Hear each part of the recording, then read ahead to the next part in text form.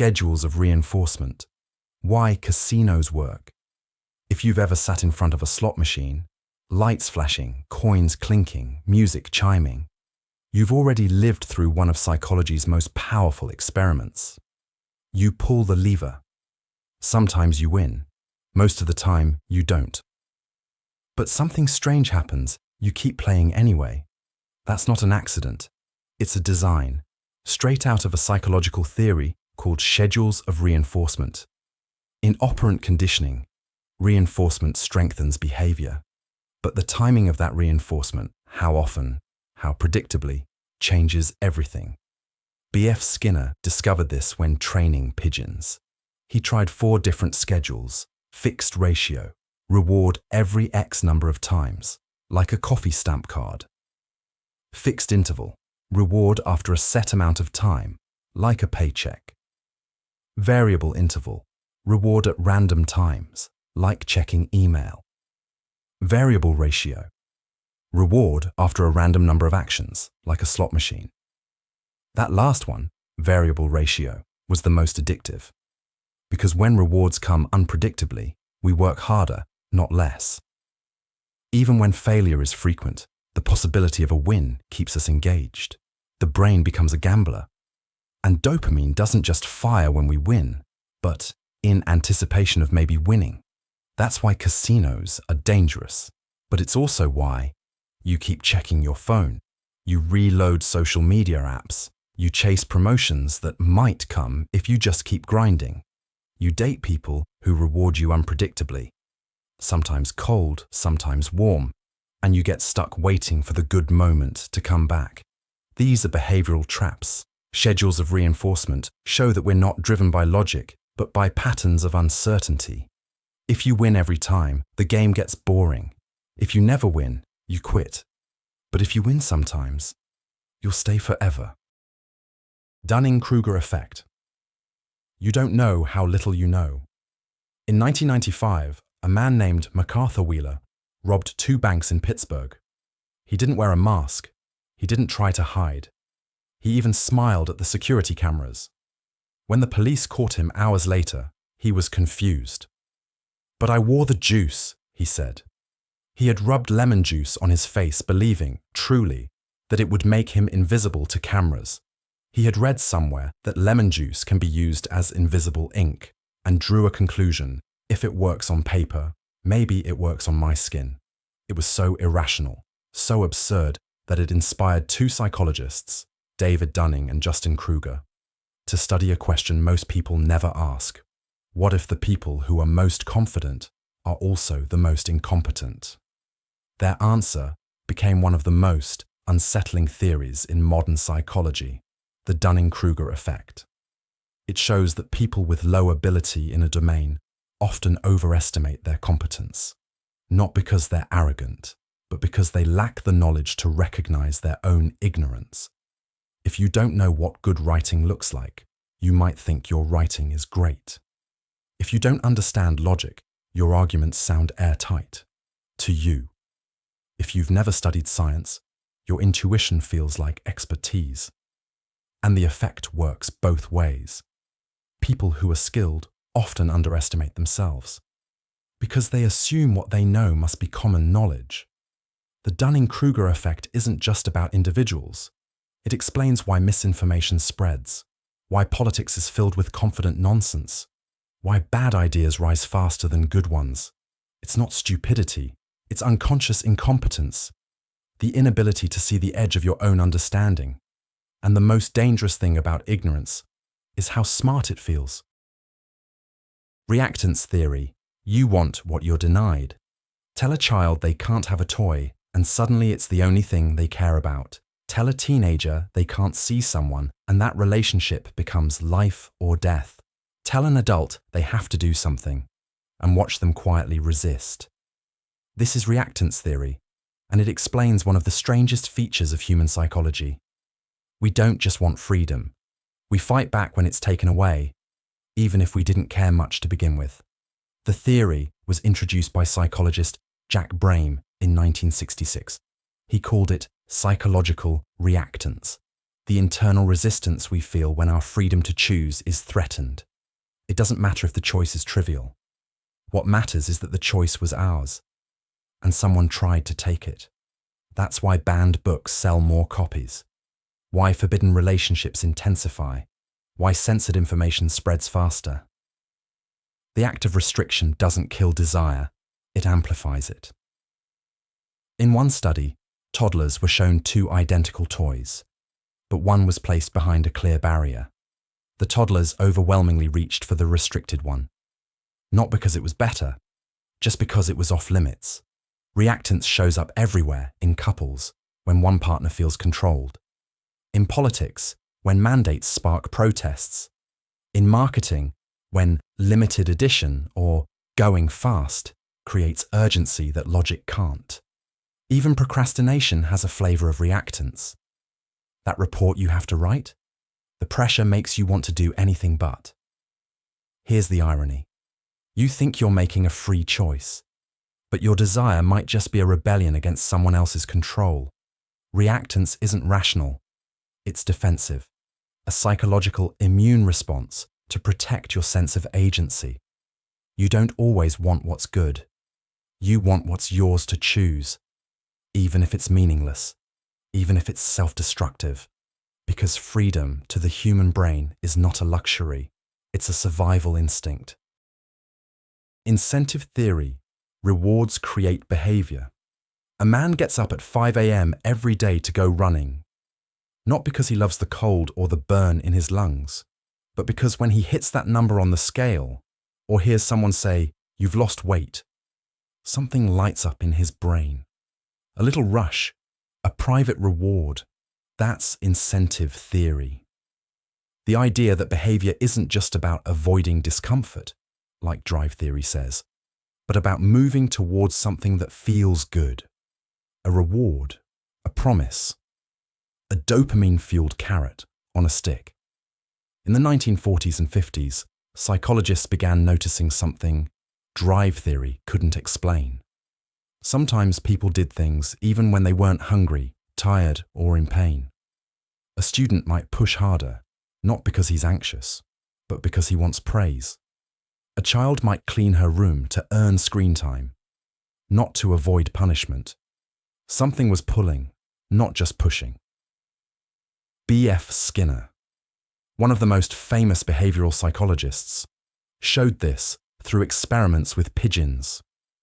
He placed them in boxes where a peck on a lever delivered food. Over time, the birds weren't just reacting to hunger. They were acting in anticipation of a reward. The behavior became patterned, intentional, incentivized. Incentive theory reframed motivation. It's not just biological needs. It's also psychological rewards, money, status, love, admiration. Even imagined outcomes can become incentives. Why else do people rehearse acceptance speeches or fantasize about revenge? They're chasing the internal feeling of reward long before it arrives. But here's where it turns dark. Incentives can hijack your life. Companies know this. Apps are designed to reward you with just enough likes, notifications, or achievements to keep you hooked. Workplaces dangle promotions to fuel burnout. Social media offers tiny hits of validation that train you to act like a lab rat, tapping the screen, hoping for sugar, and eventually, you stop asking if the reward is even worth it. You just keep moving, chasing the next pellet. Because the reward isn't just out there anymore. It's inside you now, wired into the circuit. Drive theory. Why you do anything. You probably think you're in control of your actions, that you eat because you're hungry, sleep because you're tired, and work because you have goals. But drive theory suggests something far more primitive and far less flattering. It began in the early 20th century when behaviorists like Clark Hull tried to answer a basic question: why do organisms act at all? His answer was simple: discomfort. Not purpose, not ambition, just discomfort. Hull proposed that every action begins with a biological imbalance, hunger, thirst, cold, pain, that creates psychological tension. That tension builds pressure, and the organism is driven to act only to reduce it, not to gain pleasure, but to restore balance. It's a thermostat model of the mind. You don't chase the good, you flee the bad. Think about it. A student procrastinates all week, then suddenly studies all night, not from ambition, but because anxiety finally outweighs apathy. A man scrolls his phone for hours, not because it's meaningful, but because it soothes the emptiness. Even addiction makes more sense this way. The drug isn't pleasure anymore, it's relief from withdrawal. Hull's theory was tested in rats and humans. Starved rats ran mazes faster for food. Cold rats learned to press levers for warmth. In people, even mild thirst or anxiety triggered compulsive, irrational behavior, as long as it promised to ease the discomfort. The unsettling implication: much of your behavior isn't rational or planned. It's reactive, mechanical, reflexive. You're not pulled by goals, you're pushed by unease. And once the pressure fades, so does the drive. That's why happiness is fleeting, because as soon as the discomfort is gone, you stop moving. Tabula Rasa, the mind as a blank slate. What are you at birth? A bundle of instincts? A soul with preloaded knowledge? For centuries, philosophers and psychologists debated this. And in the 17th century, John Locke proposed a radical idea. The human mind is a tabula rasa, a blank slate. In this view, we are born without innate ideas. Every thought, belief, and behavior comes from experience, sights, sounds, relationships, culture. We're written on by the world around us. This concept shaped centuries of psychology and education. It inspired behaviorists like John Watson, who famously claimed, "Give me a dozen healthy infants, and I'll train any one of them to become a doctor, lawyer, artist, merchant, regardless of talents or ancestry." The idea was empowering: change the environment, and you can change the person.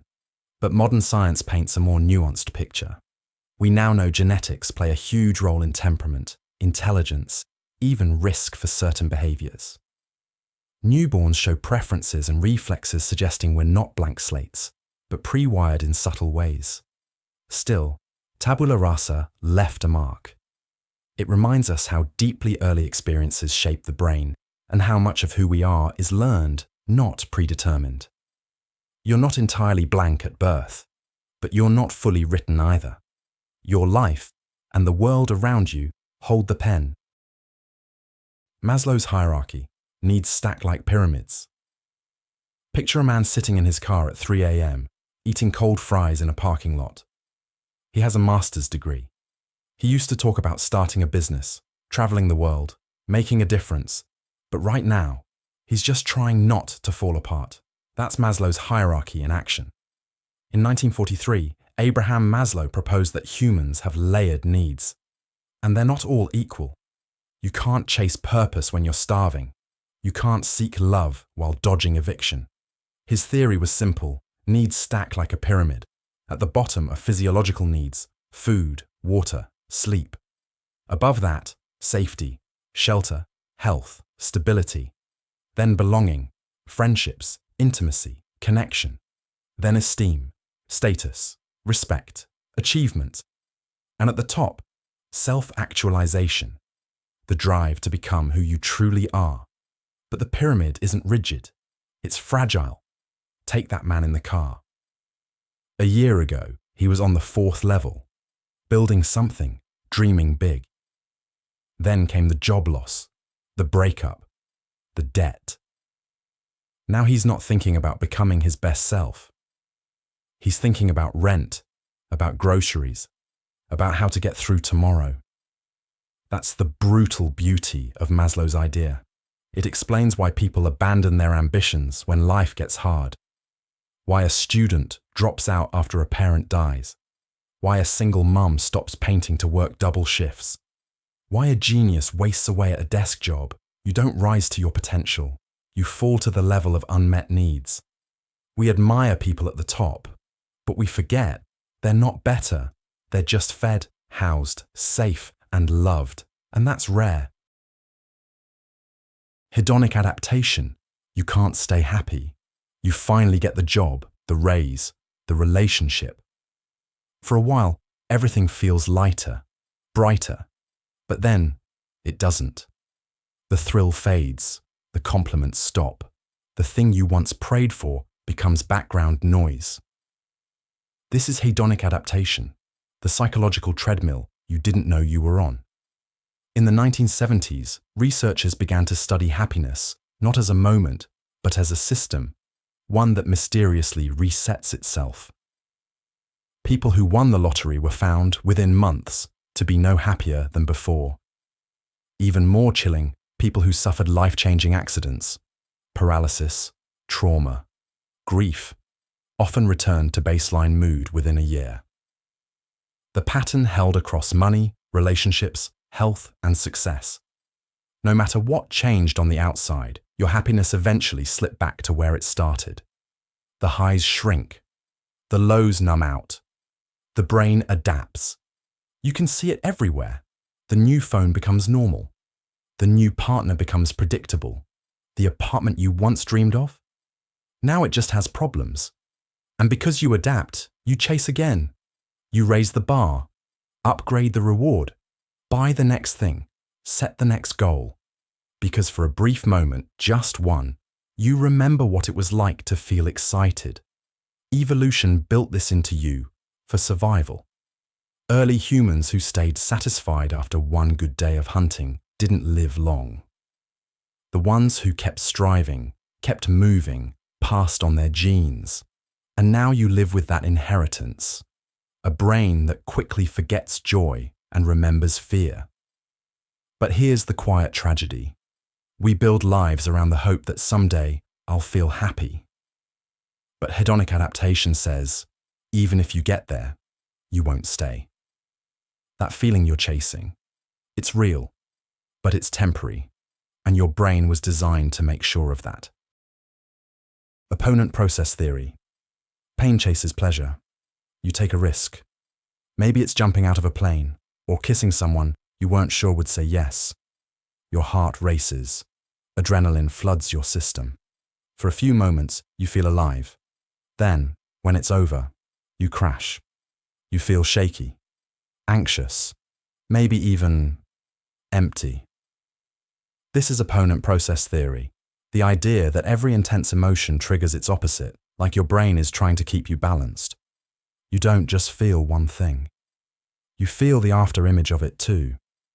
The theory was first proposed by psychologist Richard Solomon in the 1970s. He noticed it in skydivers. The first time they jumped, terror dominated. But afterward, they felt euphoria, not because the fear faded, but because the brain rebounded in the opposite direction. Do it enough times and the fear shrinks, while the thrill after landing grows stronger. The body learns, but not always in helpful ways. Drug use follows the same curve. The high feels incredible the first time, but the crash, the opponent state, creeps in harder each time. Soon, you're not using to get high. You're using to avoid the come down. Love, too, has its opponent. Intense infatuation often flips into anxiety. You crave their presence, but then feel fear when they pull away. The stronger the emotion, the harder the bounce back. Even joy carries its shadow. That surreal happiness at a wedding or a concert or the birth of a child is sometimes followed by inexplicable sadness, a sense that something perfect just ended. Opponent process theory explains why we chase highs that hurt us, why gamblers keep playing, why addicts relapse, why we fear peace, because it feels like the calm before the next drop. Pleasure doesn't exist on its own. It's a coin with pain on the other side, and every time you flip it, the other side is waiting. Big Five model. Let's say you're building a person. You get to adjust 5 dials, like sliders on a control panel. Each one tweaks a core part of their personality. Turn one up, and they become more curious. Turn another down, and they stop worrying so much. This isn't science fiction. It's psychology's most widely accepted theory of personality, the Big Five. Developed over decades through cross-cultural studies, linguistic analysis, and thousands of personality surveys. Unlike tests that shove you into boxes like introvert or extrovert, the Big Five measures where you fall along five spectrums: openness to experience. Are you drawn to ideas, art, and change? Or do you prefer the familiar and practical? Conscientiousness. Are you focused and organized? Or more easygoing and spontaneous? Extraversion. Do crowds and attention energize you? Or do you recharge in quiet solitude? Agreeableness. Are you compassionate and trusting, or skeptical and competitive? Neuroticism. Are you emotionally intense and sensitive, or steady and even-keeled? Each slider is independent. You can be high on some, low on others, creating a personality as unique as a fingerprint. And here's what's fascinating. People high in openness crave novelty, but can overthink and get restless. High conscientiousness brings focus and reliability, but also perfectionism. High extroversion means social energy, but sometimes a struggle with being alone. High agreeableness makes you warm and cooperative, but prone to people-pleasing.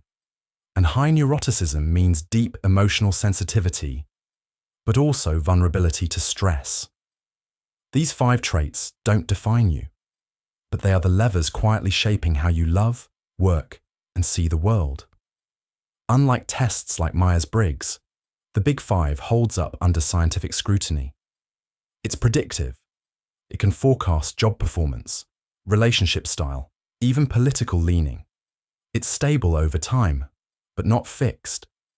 Your traits shift slowly across decades, and it's deeply human. Because no combination is good or bad. It all depends on context. A high neurotic artist may feel tortured, but channel it into brilliance. A low openness banker may seem dull, but thrive in a rule-based world. There's no perfect personality, only better fits for certain lives. The Big Five doesn't tell you who you are.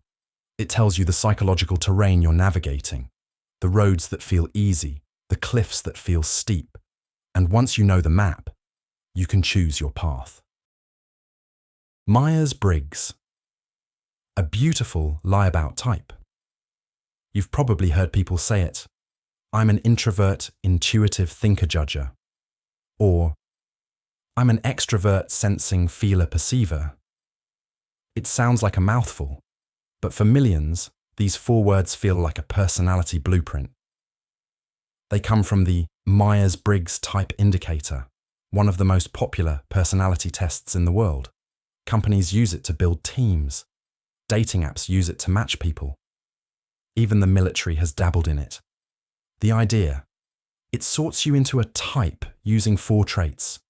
Are you energized by people or solitude? Do you trust gut instincts or hard facts? Do you lead with logic or emotions?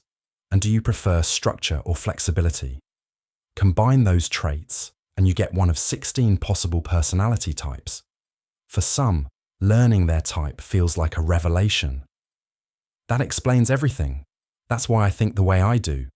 It feels personal, it feels scientific. But is it? The Myers-Briggs was developed not by psychologists, but by a mother-daughter team, Catherine Cook Briggs and Isabel Briggs Myers, in the mid-20th century. Neither had formal training in psychology. They were inspired by Carl Jung's ideas about psychological archetypes, but translated them into a rigid system of binary categories. And that's the first problem. It forces you into either-or categories, introvert or extrovert, thinker or feeler, when in reality, most people fall somewhere in between. Take the test twice and you might get different results. Even Myers-Briggs researchers admit its reliability is low and it doesn't predict behavior or success. But people love it. Why? Because it gives the illusion of deep self-knowledge, in a form that's easy to remember, non-threatening and affirming.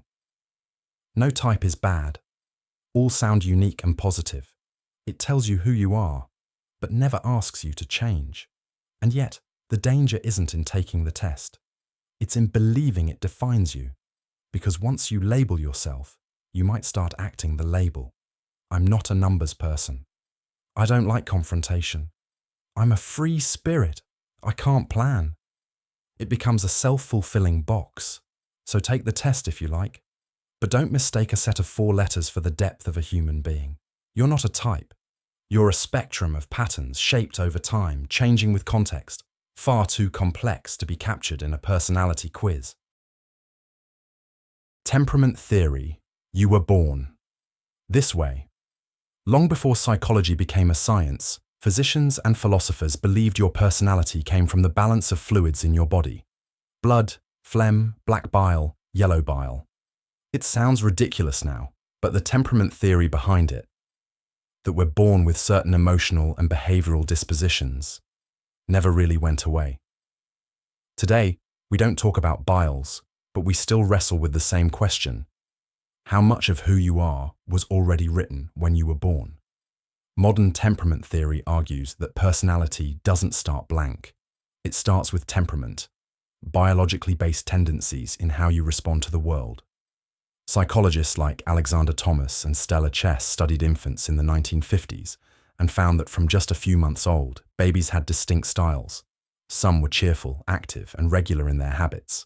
Others were cautious, slow to warm up, easily distressed. Some cried constantly, had unpredictable rhythms, reacted strongly to every change. These weren't taught behaviors. They were early signs of something deeper, the emotional baseline a child was working with. Later research mapped these temperaments into core traits: activity level, emotional reactivity, attention span, sensitivity to stimuli, adaptability. What's revolutionary is how these early differences shape your entire psychological life. A child with a sensitive temperament might grow into an anxious adult unless their environment helps them regulate. A highly active toddler might thrive in a structured, stimulating home, or struggle in a rigid school. It's not destiny, but it's a starting point. And it means that nurture always begins with nature.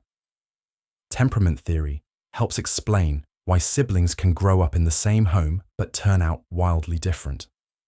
Why some kids respond well to pressure and others crumble.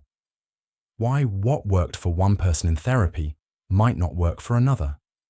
You weren't born as a personality, but you were born with a direction, a style, a rhythm, a nervous system tuned a certain way.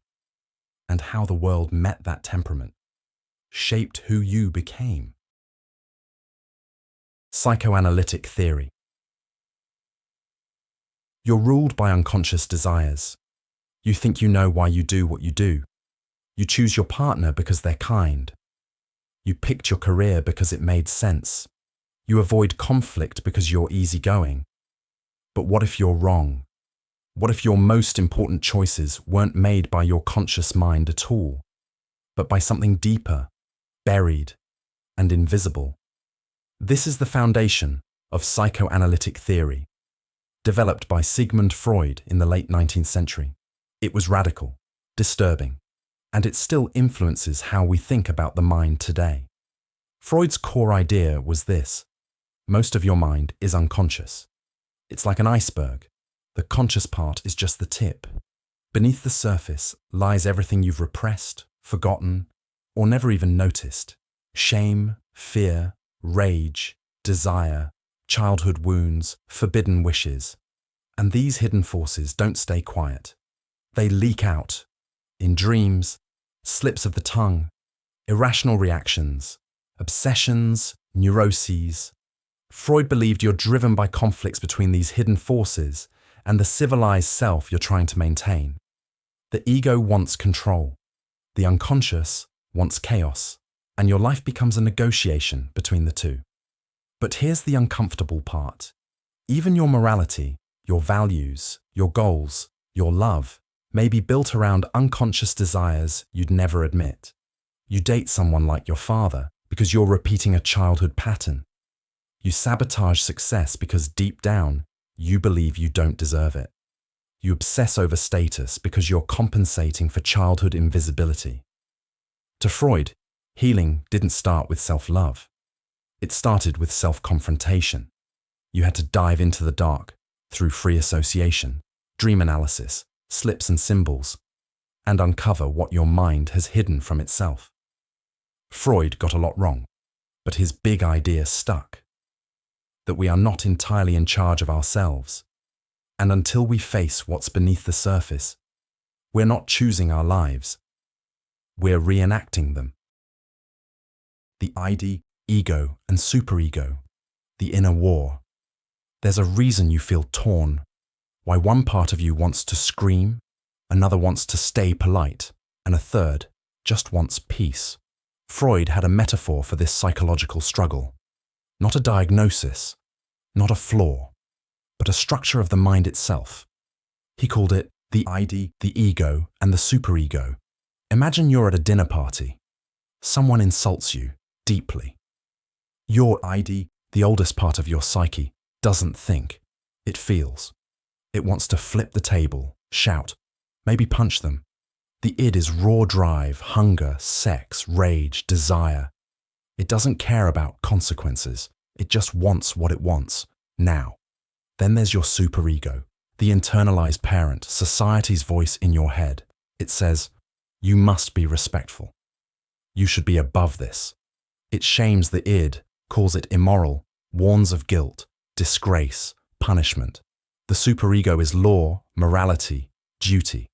And caught between them is your ego, the mediator, the part of you that lives in reality. It tries to balance the id's impulses and the superego's demands. It says take a deep breath, make a cutting joke instead, smile, but make it hurt. This triad isn't just theory. It plays out in your decisions, your guilt, your secret fantasies, your social masks. You crave revenge, but act noble. You repress rage until it leaks out sideways. You try to stay good, but don't know whose standards you're even following. Freud believed much of mental illness comes from this inner war when the ego can't manage the ID and superego, and anxiety, repression, or breakdown follows. Modern psychology has moved beyond Freud's strict model. But the idea of an inner conflict, of competing voices inside oneself, remains deeply true. You are not one thing. You are a negotiation between instincts, ideals, and the fragile self trying to live between them. The strange situation, secure, avoidant, anxious, disorganized. It's just a room, a chair, a few toys, and a baby. Then the mother leaves. That's it. That's the experiment. But what happens in the next few minutes changed psychology forever. In the 1970s, psychologist Mary Ainsworth designed a study called The Strange Situation to observe how infants respond to separation and reunion with their caregiver. It was simple. The mother would play with her baby, then step out for a short time, leaving the child with a stranger. When she returned, researchers watched what happened. That moment, the reunion, revealed everything. Some babies cried when mum left, but calmed quickly when she returned. They sought comfort, got it, and went back to playing. This was called secure attachment. Other babies cried too, but when the mother came back, they couldn't settle. They clung tightly, then pushed her away. They were overwhelmed with need and distrust. That was anxious attachment. Some didn't cry at all. They barely looked up when mum returned. But inside, their heart rates spiked. Their cortisol levels surged. They were distressed, just trained not to show it. This was avoidant attachment. And some babies showed no consistent pattern at all. They froze, staggered between clinging and collapsing. They didn't know what to expect. Love, fear, rejection, maybe all at once. That was disorganized attachment, often linked to trauma or neglect. This wasn't just about babies. It was about how early emotional patterns shape lifelong behavior. Because those same patterns show up in adult relationships, The secure person can love without losing themselves. The anxious partner texts 12 times and feels sick when they don't get a reply.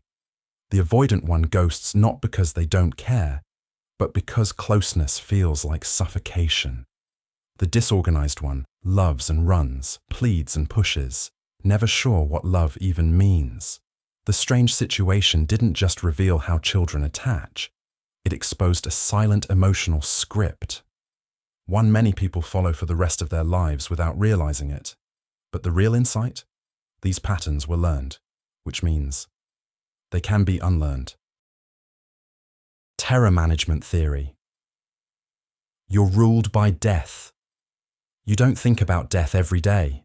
You go to work, reply to texts, complain about traffic. But somewhere beneath all of it, there's a constant whisper, you're going to die. In the 1980s, psychologists Sheldon Solomon, Jeff Greenberg, and Tom Pischinsky developed a theory so disturbing, they called it terror management theory. It begins with a paradox.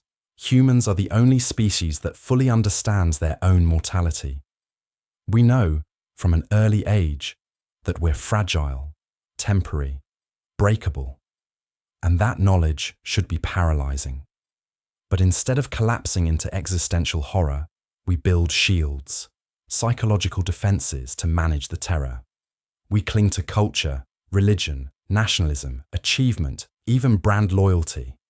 Not because they're rational, but because they make us feel immortal by association.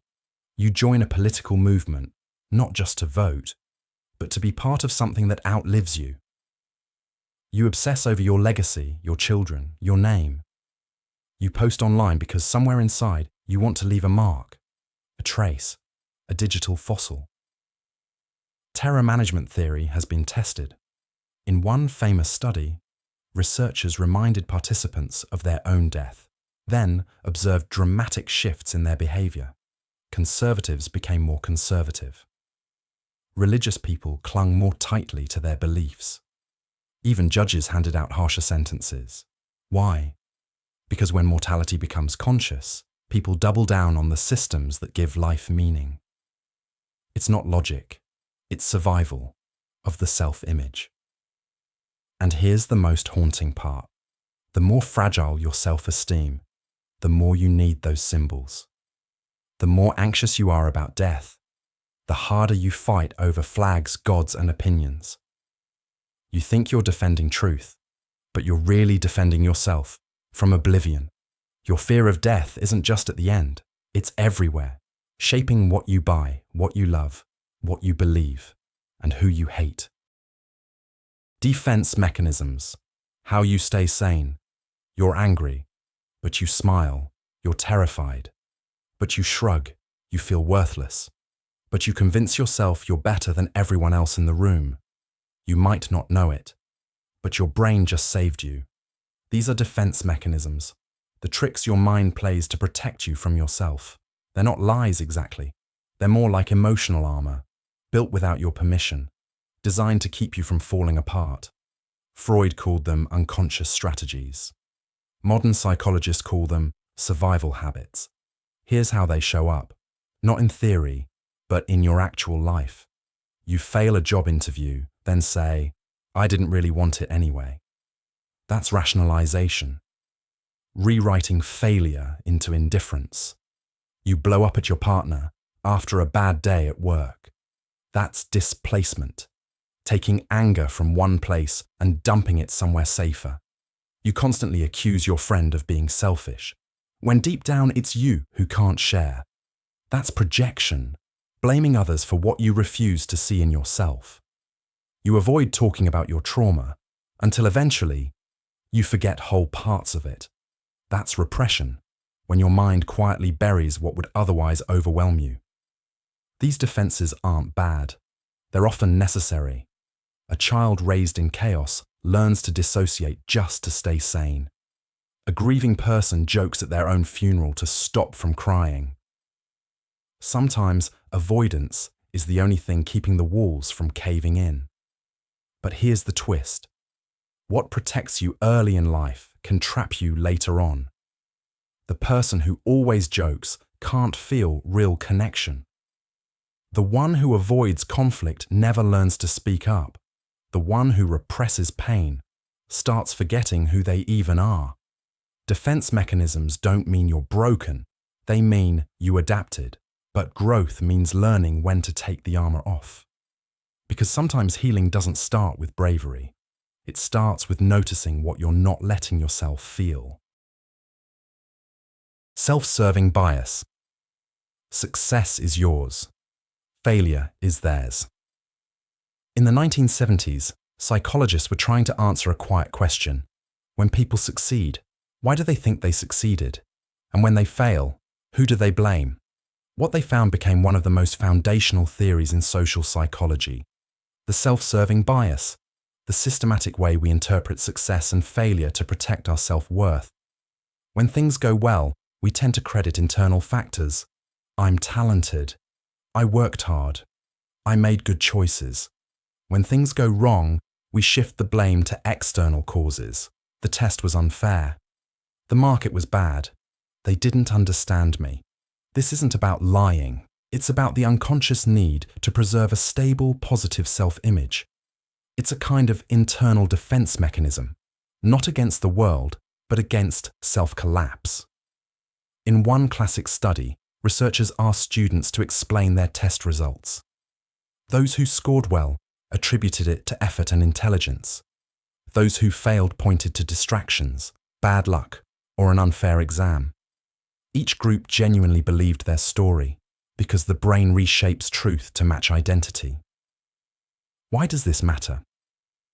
Because the self-serving bias is more than a quirk. It's a theory about how the mind filters reality to maintain psychological survival. It explains why political leaders rarely admit mistakes, why people rewrite failed relationships as someone else's fault, why we build narratives where we're always the hero, or at least the victim, never the cause. And it explains something darker. When protecting the self becomes more important than seeing the truth, we stop growing. The self-serving bias isn't about ego, it's about emotional stability. When self-worth is fragile, the brain edits reality to avoid shame. But over time, that protective story becomes a cage. Because if every failure is someone else's fault, you lose the one thing that makes change possible: responsibility. Homeostasis Theory. The brain hates change. You say you want to grow, to quit the job, start the book, change your habits. But when the moment comes, you freeze, you hesitate, you sabotage. Why? Because your brain has a hidden command: keep things the same. That's homeostasis theory, one of the most fundamental ideas in biology and psychology. It's the principle that every living system fights to maintain internal stability. Your body does it with temperature, blood sugar, hydration, and pH levels. But your mind does it too, with beliefs, identity, emotions, even failure. In the 1930s, physiologist Walter Cannon coined the term. He noticed that the body doesn't like extremes. It corrects them.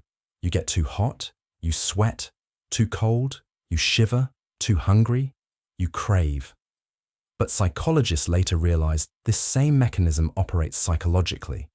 You get too happy, you feel suspicious, too successful. You panic about losing it. Too different from who you thought you were, you sabotage it to restore normal. Take someone who's always struggled with money. They get a raise or start making real income, but soon they overspend. They avoid bills. They make decisions that pull them back down, not because they're stupid, but because their identity is wired to expect struggle, and any deviation feels unsafe. It happens in relationships too. Someone used to neglect might feel uncomfortable with real love. They'll create distance, pick fights, not because they don't want love, but because their emotional homeostasis says, this isn't normal. Your brain prefers familiar pain over unfamiliar peace, because pain, at least, is predictable. Homeostasis explains why change is so hard. You're not just fighting habits, you're fighting an internal thermostat that resets you to who you used to be, even if that version was miserable. To change your life, you don't just push forward. You have to recalibrate what normal feels like, or you'll always snap back to what hurts but feels like home. System Justification Theory. You defend what hurts you. Why do people defend systems that exploit them? Why do workers side with billionaires or citizens support governments that ignore their needs? This is the unsettling question behind System Justification Theory, proposed by psychologists John Jost and Mahzarin Banaji in the 1990s. The theory suggests that humans have a psychological need to see the world as fair and orderly, even when it isn't. When faced with inequality or injustice, this need leads us to rationalize the system itself. That's just how the world works. Hard work pays off eventually. If people are poor, it must be their fault. In experiments, people exposed to evidence of systemic unfairness often increase their support for the status quo. It's not logic, it's emotional comfort. The idea that the system is rigged threatens our sense of stability, so we twist reality to protect it. This theory helps explain why marginalized groups sometimes internalize negative stereotypes about themselves. It also sheds light on why revolutions are rare. Most people prefer a flawed system they know over the chaos of uncertainty. System justification isn't about ignorance, it's about survival. Our minds would rather believe in a just world than confront the weight of its injustice. Defensive pessimism. You sabotage for control.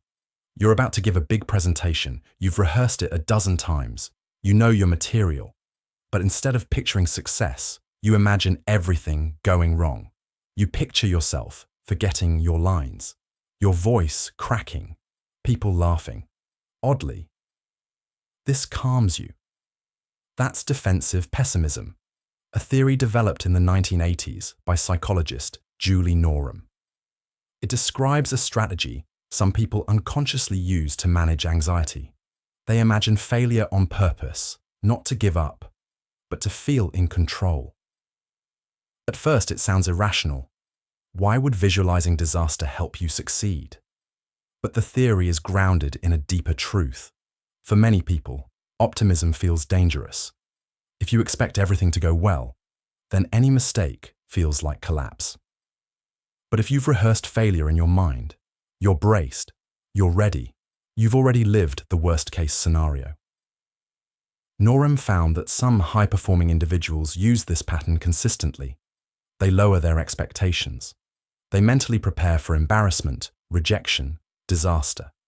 And paradoxically, it helps them perform better. Not because they believe in themselves, but because they've defused the fear. But it comes at a cost. Defensive pessimists often struggle to enjoy success. Because even after things go well, part of them is still waiting for something to break. Joy feels unsafe. Relief feels premature. They're always one step ahead of catastrophe, but never at peace. This theory doesn't say pessimism is better than optimism. It says some minds use fear as a tool, not to stop them, but to stabilize them. From the outside, it looks like self-sabotage, but inside, it feels like survival. And the scariest part is this: if imagining disaster is what keeps you afloat, then happiness itself becomes the thing you fear. Self-determination theory. You need freedom, competence, and connection. Why do some people burn out in jobs they once loved? Why do students lose interest the moment a grade is involved? Why do rewards sometimes kill motivation? In the 1980s, psychologists Edward Deci and Richard Ryan began asking these questions. What they found became one of the most powerful theories in modern psychology, self-determination theory. The idea is simple. Humans aren't just driven by rewards or survival. We thrive when three specific psychological needs are met: autonomy, The need to feel like your choices are your own competence. The need to feel effective and capable, relatedness. The need to feel connected to others. Take autonomy. If you're told exactly how to do something, even something you enjoyed, your motivation drops. In one study, children who loved drawing were given rewards for doing it. After a few days, they started drawing less. The external reward made the activity feel controlled, like it wasn't theirs anymore. Now consider competence. People aren't lazy. They're afraid of feeling inadequate. Give someone a challenge just beyond their ability and they rise to meet it. But if they constantly fail or are never pushed, they disengage, not because they don't care, but because they've stopped believing they can succeed. And then there's relatedness. Even the most independent person needs connection. Isolation destroys motivation. You might survive without love, but you won't thrive. Self-determination. Theory explains why a job with high pay but no freedom feels suffocating. Why a relationship where you're micromanaged slowly kills desire. Why school crushes curiosity when it turns learning into performance. It's not just about outcomes. It's about feeling alive in what you're doing. If you feel stuck in life, ask yourself, do I feel free? Do I feel capable? Do I feel connected? If the answer is no, then the system you're in isn't broken. It's perfectly designed to kill your drive. Goal gradient hypothesis. You only run near the finish. In a New York City coffee shop, a customer loyalty card offers 10 stamps. Each time you buy a coffee, you get one. But here's the twist. Some cards start with 0 stamps. Others come with 2 stamps already pre-filled, meaning you still need 8. Statistically, both cards require the same number of purchases, but people with the 2 free stamps complete their cards faster. This is the goal gradient hypothesis. The idea that the closer you feel to a goal, the harder you work to reach it. The term was first coined in 1932 by psychologist Clark Hull, who studied how rats ran mazes. The rats didn't move at a steady pace. They sped up as they got closer to the food, like something inside them accelerated with proximity. Later studies showed the same pattern in humans. Fundraisers get more donations near the campaign's end. People speed up workouts in the last 10 minutes. Writers sprint toward deadlines, not because they suddenly care more, but because the brain craves closure. Even in games, this effect is everywhere. Progress bars, XP meters, level ups. These aren't just visual cues. They're psychological accelerators. But there's a dark side too. The beginning of goals feels slow, demoralizing. That's why most people quit fitness plans in week 2, or abandon books halfway through chapter 3. The end feels energizing, but most never get close enough to feel that pull. Companies know this. That's why loyalty programs and video games front-load progress or fake early momentum. They don't want you to care about the product. They want you to feel closer to the finish. The truth is, you don't chase goals evenly. You crawl, then sprint. Not because your values changed, but because your brain saw the line. And most of the time, you were almost there, right before you gave up. Better than average effect. You're not as smart as you think. In a 1981 study, researchers asked a room full of American drivers a simple question. How would you rate your driving ability compared to others? Nearly 90% said they were above average, which mathematically is impossible. That illusion, believing you're better than most, is so common it has a name, the better than average effect. It's not just about driving. People believe they're more ethical than their peers, more intelligent, more attractive, more fair, more generous. In one study, even prisoners rated themselves as more moral than the average person. But this isn't vanity, it's psychology. The better than average effect is a cognitive bias rooted in how we construct identity.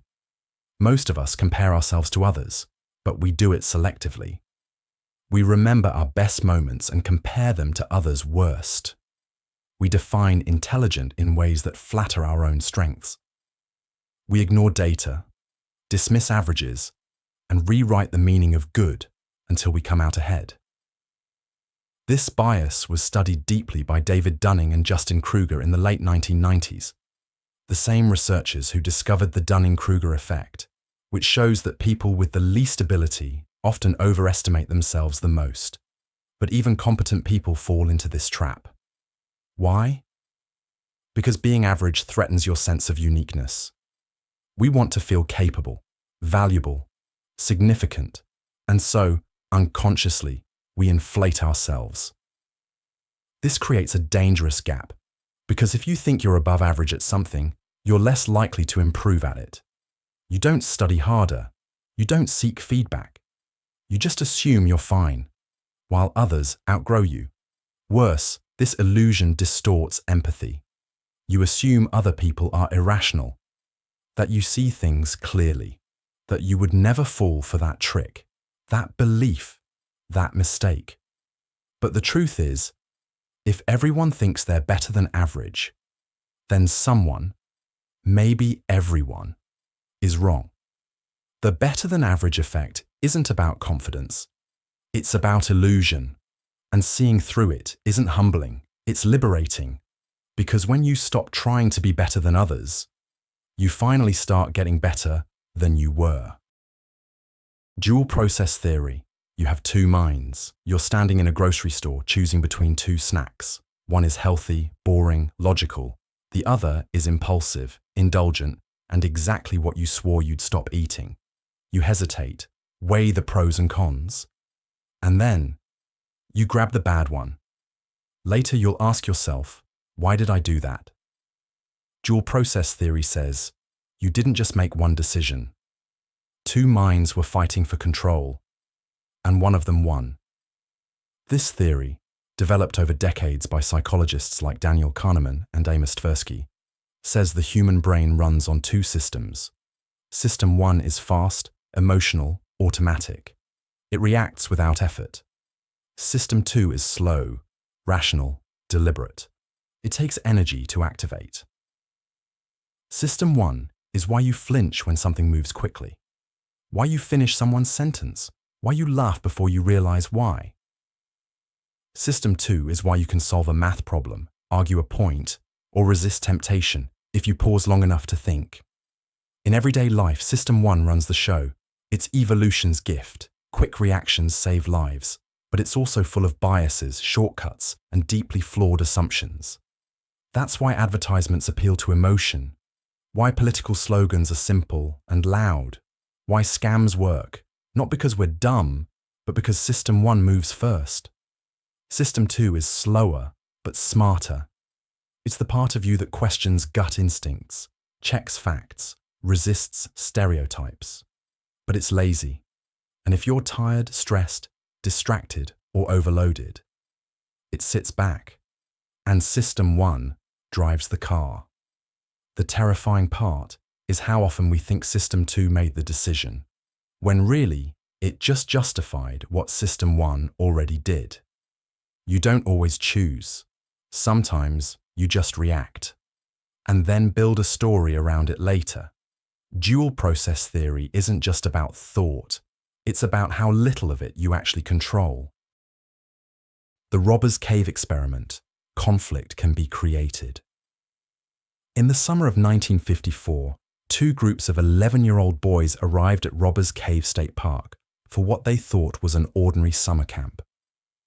They didn't know they were walking into one of psychology's most famous and unsettling experiments. Social psychologist Muzaffer Sherif wanted to study how group conflict forms, but instead of observing natural hostility, he engineered it. At first, the boys were split into two groups, unaware of each other's existence. They bonded through teamwork, hiking, cooking, playing games. Each group formed a strong identity, complete with names, the Eagles and the Rattlers. Then Sheriff introduced them. Competitions began, tug-of-war, baseball, treasure hunts. Almost instantly, the boys turned hostile. They raided each other's cabins, burned rival flags, hurled insults. Fights broke out. Rocks were thrown. What started as fun escalated into near-tribal warfare. But the real lesson came later. Sharif tried to reduce the conflict by arranging shared meals and movie nights.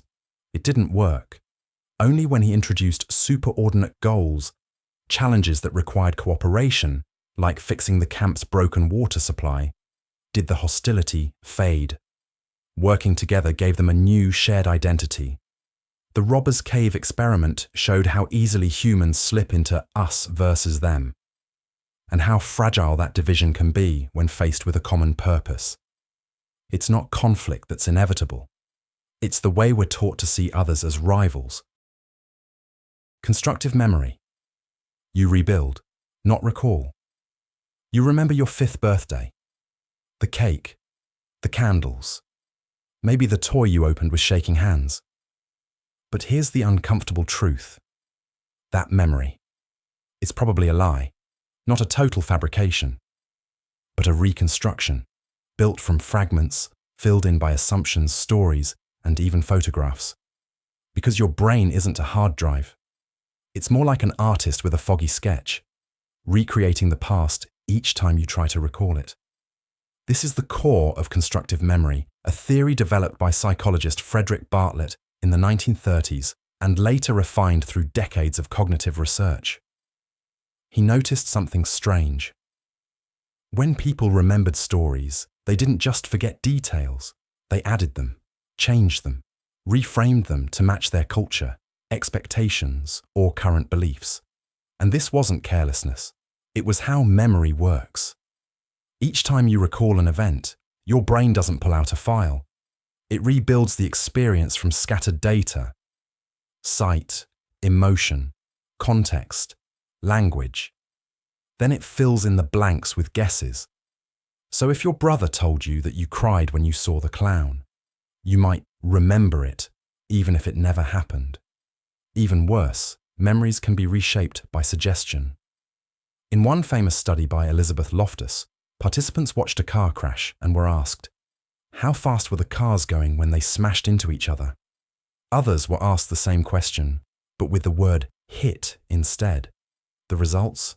Those who heard smashed remembered higher speeds and even imagined broken glass that never existed. Your brain doesn't record events. It tells stories about them. And those stories evolve, shaped by emotion, by retelling, by the people around you. This is why two siblings can remember the same childhood totally differently, why eyewitness testimony is unreliable, and why the past isn't fixed. It's fluid. What you remember might feel sacred, but every time you recall it, you're not remembering the original. You're remembering the last time you remembered it. Cognitive dissonance. You lie to avoid conflict. You think of yourself as honest, but yesterday you told your coworker their idea was great, even though you hated it. You see yourself as disciplined, but you stayed up late scrolling through junk. You believe you're kind, but snapped at someone you love, and afterward, you didn't say, I'm a hypocrite. You said, they needed encouragement. I deserved a break. They provoked me. That's cognitive dissonance, the psychological tension you feel when your actions contradict your beliefs, and your brain cannot tolerate it. The term was coined by psychologist Leon Festinger in the 1950s. He ran a now famous experiment. Participants did a boring, repetitive task for an hour. Some were paid $20 to tell the next person it was fun. Others were paid just $1. Oddly, the $1 group, the ones with less justification, later reported actually enjoying the task more. Why? Because lying for $1 felt wrong. Their brain couldn't reconcile the contradiction. So instead of changing their action, they changed their belief. They convinced themselves it wasn't so bad. Cognitive dissonance isn't rare. It's the rule. It's why smokers say, I only do it when I'm stressed. Why people in toxic relationships say, but they love me deep down. Why we bend facts to defend our political tribe. Not because we're evil, but because admitting we were wrong feels like psychological pain. Your brain craves consistency, so when belief and behavior collide, it chooses the path of least resistance, rationalization. This is how people stay in systems they secretly resent, how cults keep members loyal, how we look away from injustice, not because we don't care, but because caring would require changing something we've already done. Cognitive dissonance doesn't just distort how you see the world.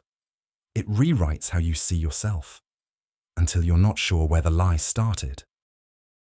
Confirmation bias. You only see what you already believe.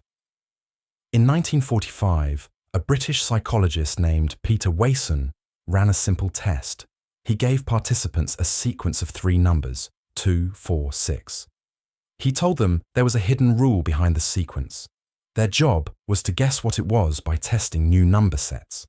They could propose any 3 numbers, and he'd tell them whether it fit his rule. Almost everyone guessed the rule was increasing by 2, so they tried sequences like 8, 10, 12, 14, 16, 18. Each time, Wason said, yes, so they felt certain they were right. But they were wrong. The actual rule was simply any increasing numbers, which means 2, 3, 100 would have worked too, or 10, 20, 21. But hardly anyone tested a set that would disconfirm their theory. They only looked for examples that would prove it. That's confirmation bias, the tendency to seek, interpret, and remember information that confirms what we already believe and ignore anything that challenges it. It's not a glitch, it's built in. You see it in politics, when people only read articles that agree with them. In relationships, when someone assumes their partner is untrustworthy and sees every delayed text as evidence. In science, when researchers unconsciously design experiments that support their hypothesis and dismiss anomalies as errors. Even social media feeds on it. Algorithms learn what you like and show you more of it, reinforcing your worldview until contradiction feels like attack. Confirmation bias helps us feel stable, safe, certain, but it also blinds us. It's why we double down on bad ideas, why debates don't change minds, why cults, conspiracies, and echo chambers feel so convincing, because we only notice the facts that fit. To overcome it isn't just about being smart. It's about being willing to feel wrong, to ask, what would I need to see to change my mind? And then actually look. Because the truth isn't found in what agrees with you. It's hiding in what doesn't.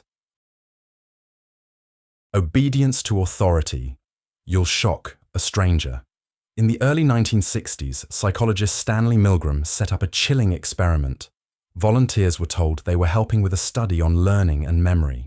Their role? Administer electric shocks to a learner in another room whenever he answered incorrectly. The shocks began mildly, but with each mistake, they grew stronger. 300 volts, 350 volts, 400 volts. Soon the learner screamed in pain, pounded on the wall, and eventually fell silent. The volunteers hesitated. Some protested, but the experimenter, dressed in a lab coat, calmly insisted, "The experiment requires that you continue." And most did. A shocking 65% of participants delivered the highest voltage, fully believing they might be killing a stranger. This is obedience to authority, the tendency to follow orders from figures of authority, even when those orders violate your moral code. Milgram's findings stunned the world. They offered insight into how ordinary people can become agents of harm under powerful hierarchies, from war crimes to corporate scandals. It isn't about evil, it's about the human need for structure, the trust we place in authority, and the fear of stepping out of line. And it raises a haunting question. How far would you go if someone in a white coat told you to? Availability. Heuristic. You trust what's vivid. You hear about a plane crash. It's all over the news. Twisted metal. Survivors crying. Suddenly, you hesitate to book a flight, even though the chances of dying in a plane crash are 1 in 11 million. But do you hesitate when you get in your car? Probably not. Even though your odds of dying in a car crash are hundreds of times higher. That's the availability heuristic. A mental shortcut where the brain judges the likelihood of an event based on how easily it comes to mind. The term was coined in 1973 by psychologists Amos Tversky and Daniel Kahneman. In one of their studies, participants were asked, are there more words in English that start with the letter K or more with K as the third letter? Most people said start with K. It feels right, easier to imagine.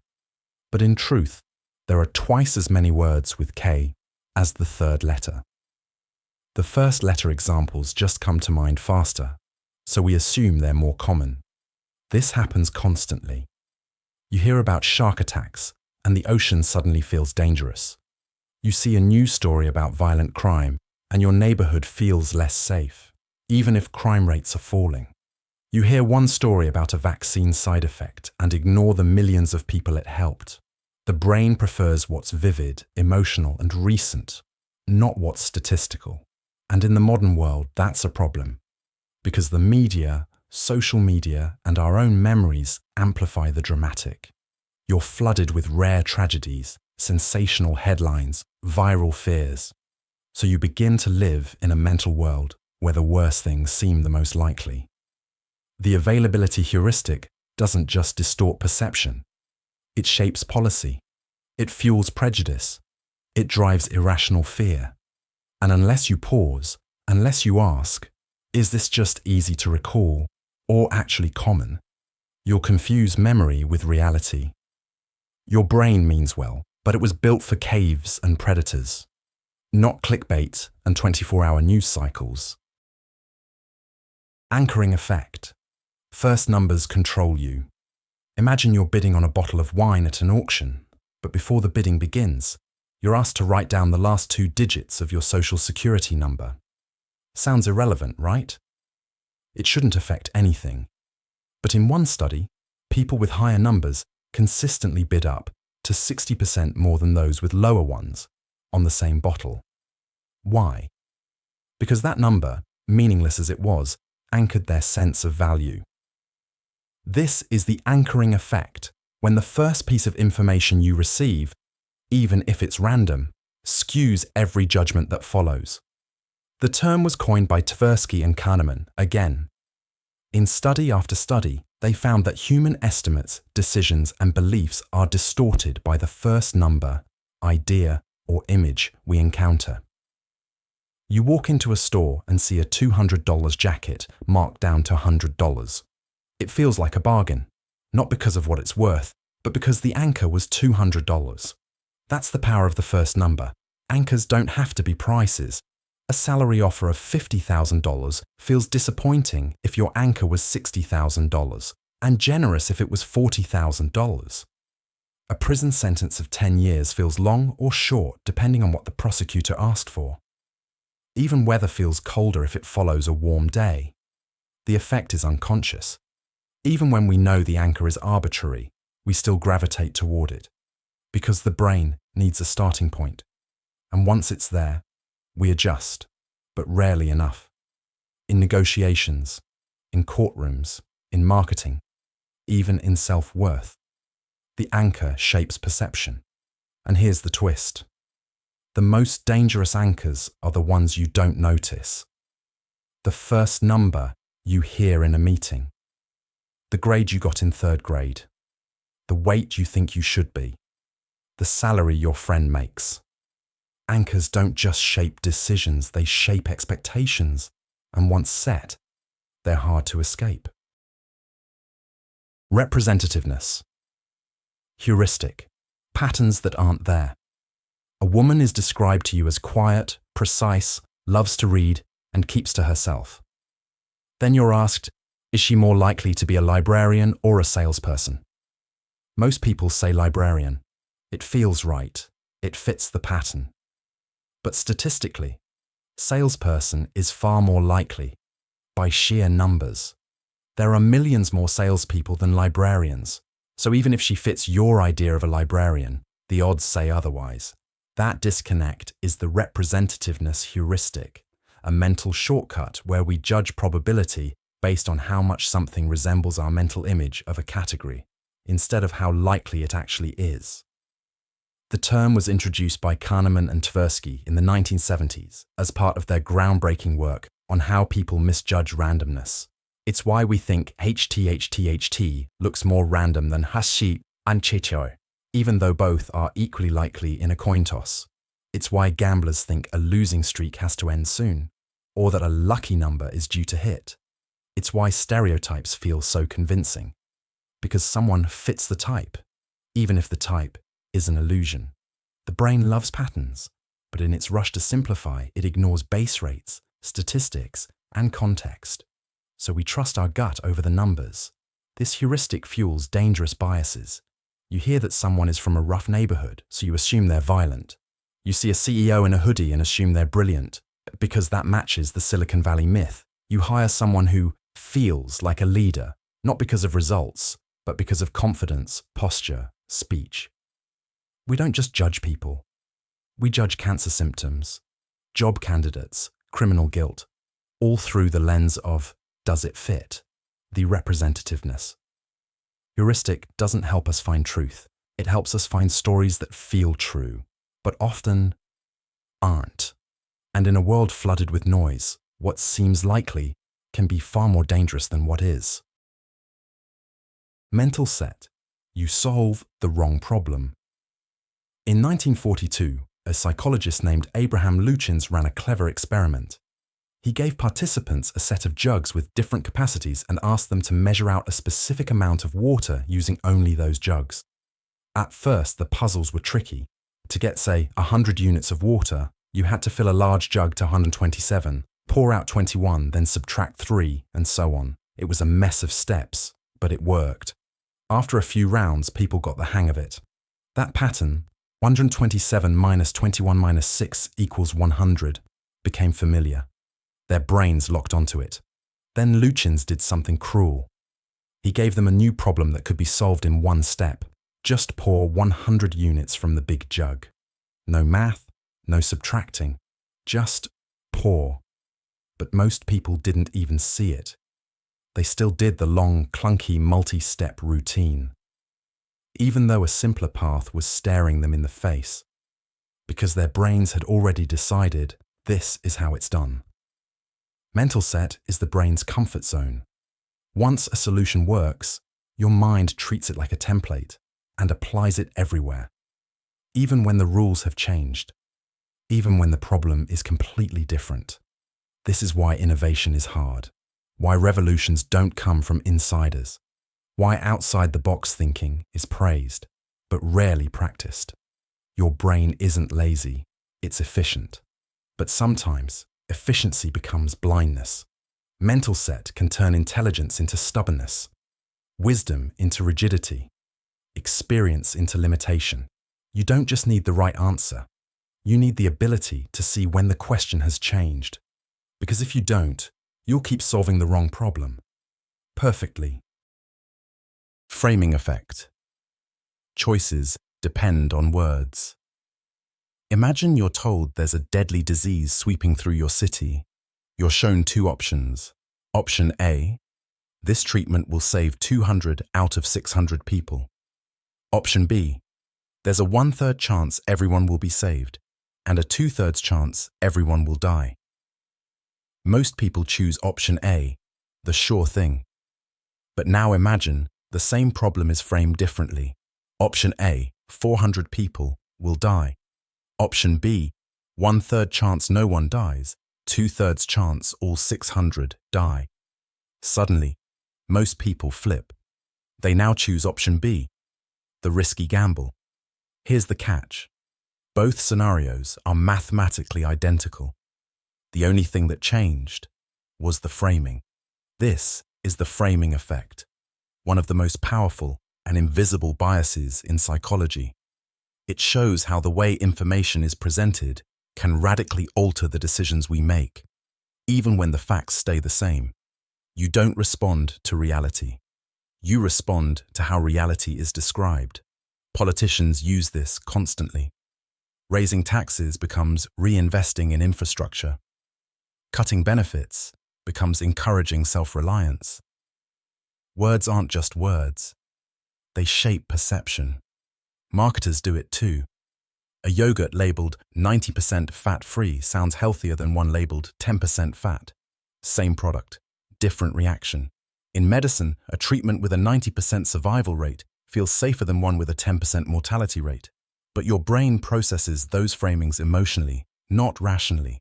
Even in everyday life, we frame everything. You didn't fail. You learned. You weren't rejected. You dodged a bullet. We don't lie to others. We lie to ourselves through language. The framing effect isn't about being tricked by others. It's about how easily we trick ourselves.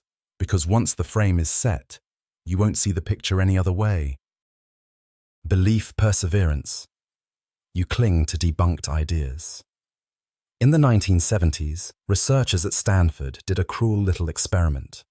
They gave participants a stack of suicide notes and asked them to guess which were real and which were fake. Afterward, some were told they did great, others were told they did terribly. But here's the twist. The feedback was fake, random.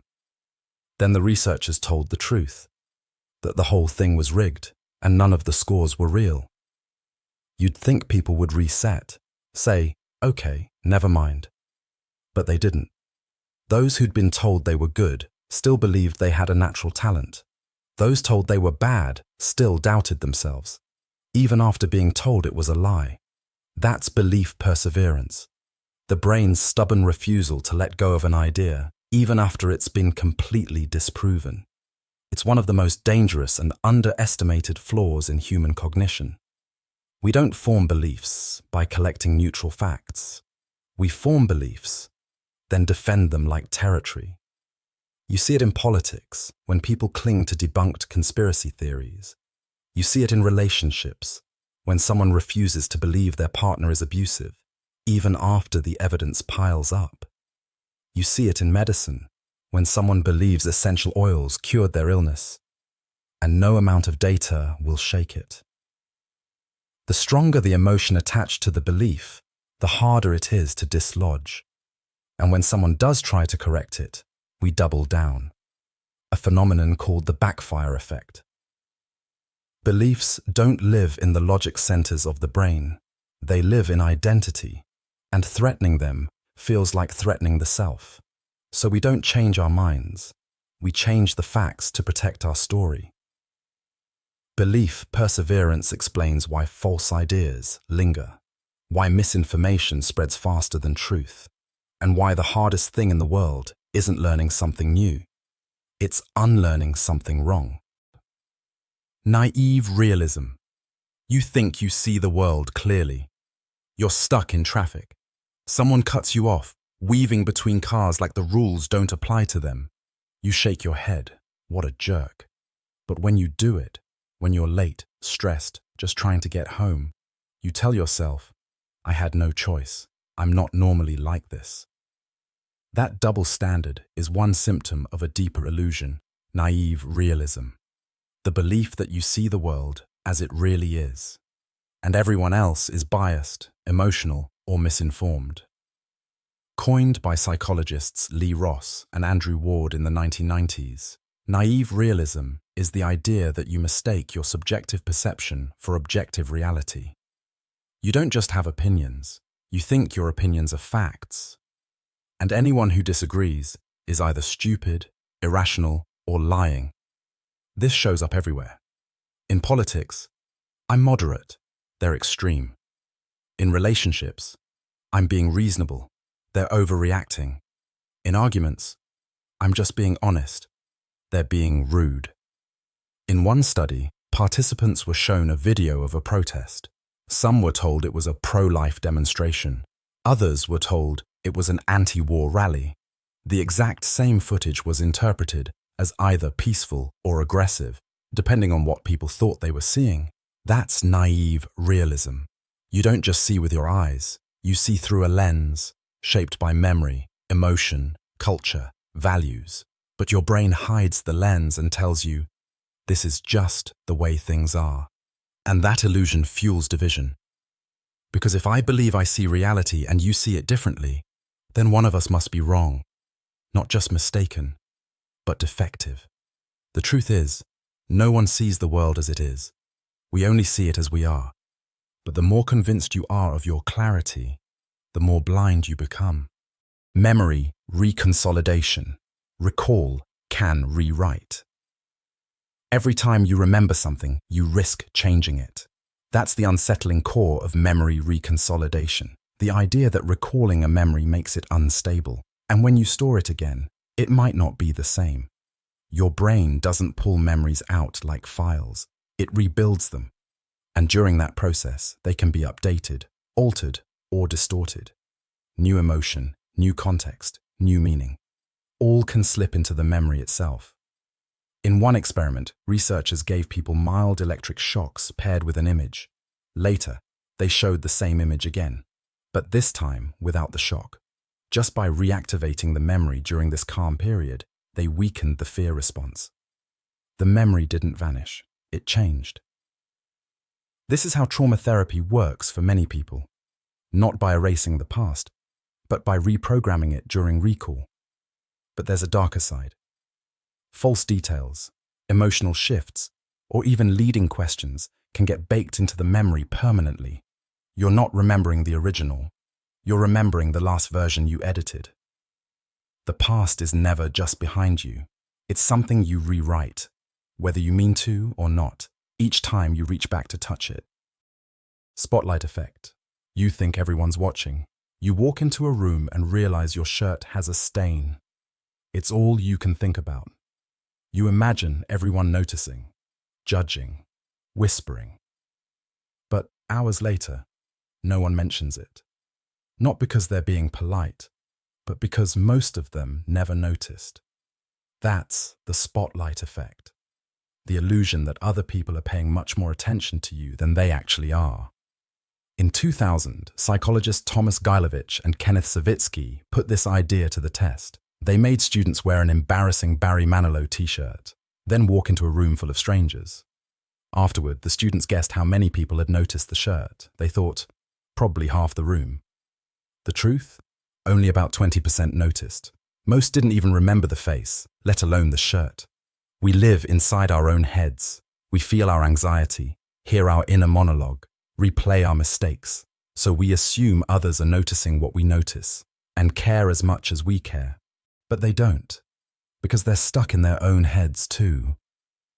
The spotlight effect explains so much unnecessary suffering, the panic after a social misstep, the paralysis of public speaking, the dread of saying the wrong thing, the belief that a bad hair day ruins your credibility.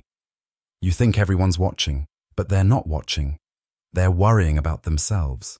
And yet the spotlight effect can be oddly comforting, because it means your worst moments probably faded into the background for everyone else.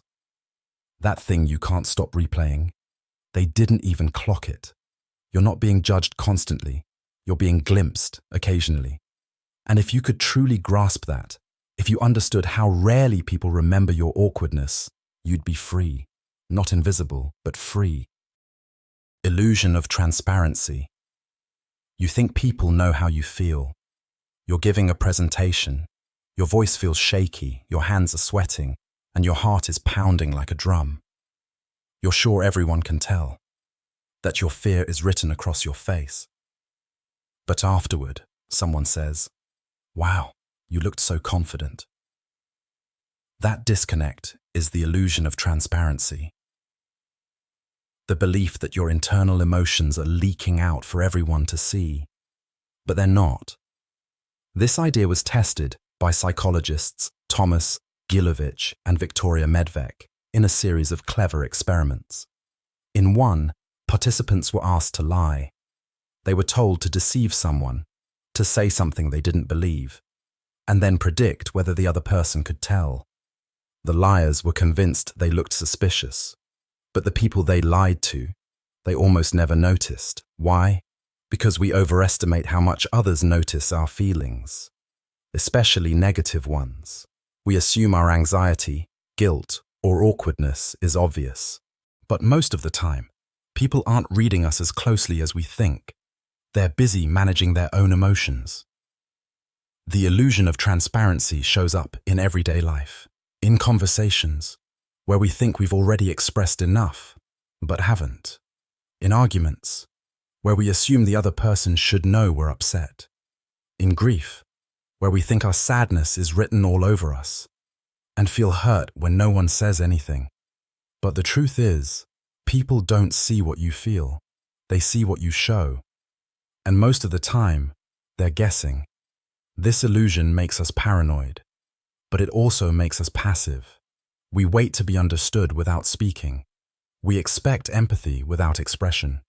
But clarity doesn't come from being felt. It comes from being said. No one is inside your mind. If it matters, say it. Because silence looks a lot like calm, even when it's hiding a storm. Cannon-barred theory. Feelings happen all at once. Let's say you're walking in a dark alley. Suddenly, a figure steps into your path.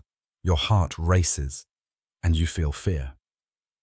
But according to the cannon-barred theory, those two things don't happen one after the other. They happen at the same time. Proposed by Walter Cannon and Philip Bard in the 1920s, this theory argued against the earlier James-Lange idea that emotions follow body signals. Instead, it claimed that when something emotionally intense happens, your brain sends two signals, one to the body and one to the conscious mind, simultaneously. See the threat? Your thalamus fires off alerts, your body reacts, and your emotional awareness activates, all in the same instant. This may sound abstract, but it has real consequences. Think of how your body can react with fear even before your mind catches up. You jump at a loud noise, and then realize it was just a balloon popping, but your heart and your brain responded together. The cannon-barred model helped reframe emotion as a whole body experience, not a sequence of parts. It's not first the body, then the mind, or vice versa. It's a full system alarm that goes off the moment something matters. In other words, emotion isn't what happens after something affects you. It's what happens when everything in you reacts at once. False consensus effect. You think most people agree with you. You're at a dinner table with friends. Someone makes a joke that feels off, a little cruel. You look around, expecting others to flinch too, but everyone laughs. So you laugh too, not because you think it's funny, but because you don't want to be the one who doesn't get it. Afterward, one person pulls you aside and says, "That joke was awful, right?" You nod. They nod. Turns out most people at that table hated it, but no one said anything, because each person assumed everyone else was fine with it. That's the false consensus effect. We believe our private thoughts are common sense. We think, if I feel this way, most people probably do too. But here's the trap. You don't live in the world. You live in your version of the world, shaped by who you follow, who you talk to, what you read, and what you notice. And your version of the world reflects you back at you. This is why people post outrageous opinions online and assume they're just saying what everyone's thinking. It's why we think our politics are reasonable and everyone else's are extreme. It's why you're shocked when your favorite candidate loses, because everyone you know voted for them. But most people don't live in your bubble. They didn't see your feed. They didn't hear your side of the argument. They have their own consensus, and you're not in it. False consensus is what makes us feel righteous, then blindsided. It makes us loud, then confused when others push back. It makes disagreement feel like betrayal, when it's really just perspective. Here's the truth. Most people aren't like you, and once you realize that, you stop trying to win the world over and start trying to understand it. Just world hypothesis. You blame victims to feel safe. A woman is assaulted while walking home at night. Some people ask, why was she walking alone? A man loses his job unexpectedly. Someone mutters, he probably wasn't working hard enough. They don't say it to be cruel, but something in them needs to say it. That's the just world hypothesis, the belief that the world is fundamentally fair, that people get what they deserve, and that life is, at its core, morally balanced. It's a comforting illusion. The theory was introduced in the 1960s by social psychologist Melvin Lerner. He observed something strange in his studies. When people saw others suffer, especially if they couldn't intervene, they started rewriting the story. They blamed the victim. They decided the person must have done something to deserve their pain, not because there was evidence, but because the alternative was too terrifying, that bad things happen to good people, that suffering can be random, that the world isn't just. We tell ourselves stories like this all the time. If someone is rich, they must be smart or hardworking. If someone is poor, they must be lazy. If someone is sick, they should have taken better care of themselves. If someone is grieving, they should be over it by now. These beliefs don't reflect truth. They reflect our need to feel safe in a world that often isn't. Because if misfortune is random, then it could happen to us. The just world hypothesis explains why empathy can falter, why injustice is tolerated, why people stay silent when others are harmed, because acknowledging the victim means admitting vulnerability. And so, instead of changing the system, we change the story. Not to be cruel, but to protect the illusion that we're protected, that life is fair, that the world makes sense, even when it doesn't. Self-handicapping. You fail on purpose. Imagine a student who stays out late the night before an important exam. They know they should study. They know they need sleep. But instead, they party, scroll, waste time. And then they fail. And instead of shame, they feel relief. Not because they're happy to fail, but because now they have an excuse. That's self-handicapping. A psychological strategy where you create obstacles for yourself on purpose, so that if you fail, you won't have to confront the possibility that you're simply not good enough. It was first formally described in the 1970s by psychologist Edward Jones. In his experiments, participants were given a task, praised for doing well, and then told they'd have to repeat it. Before the second round, they were offered a choice. Take a performance-enhancing pill, or one that might impair their ability. Shockingly, many chose the impairing pill, even though they'd just succeeded. Why?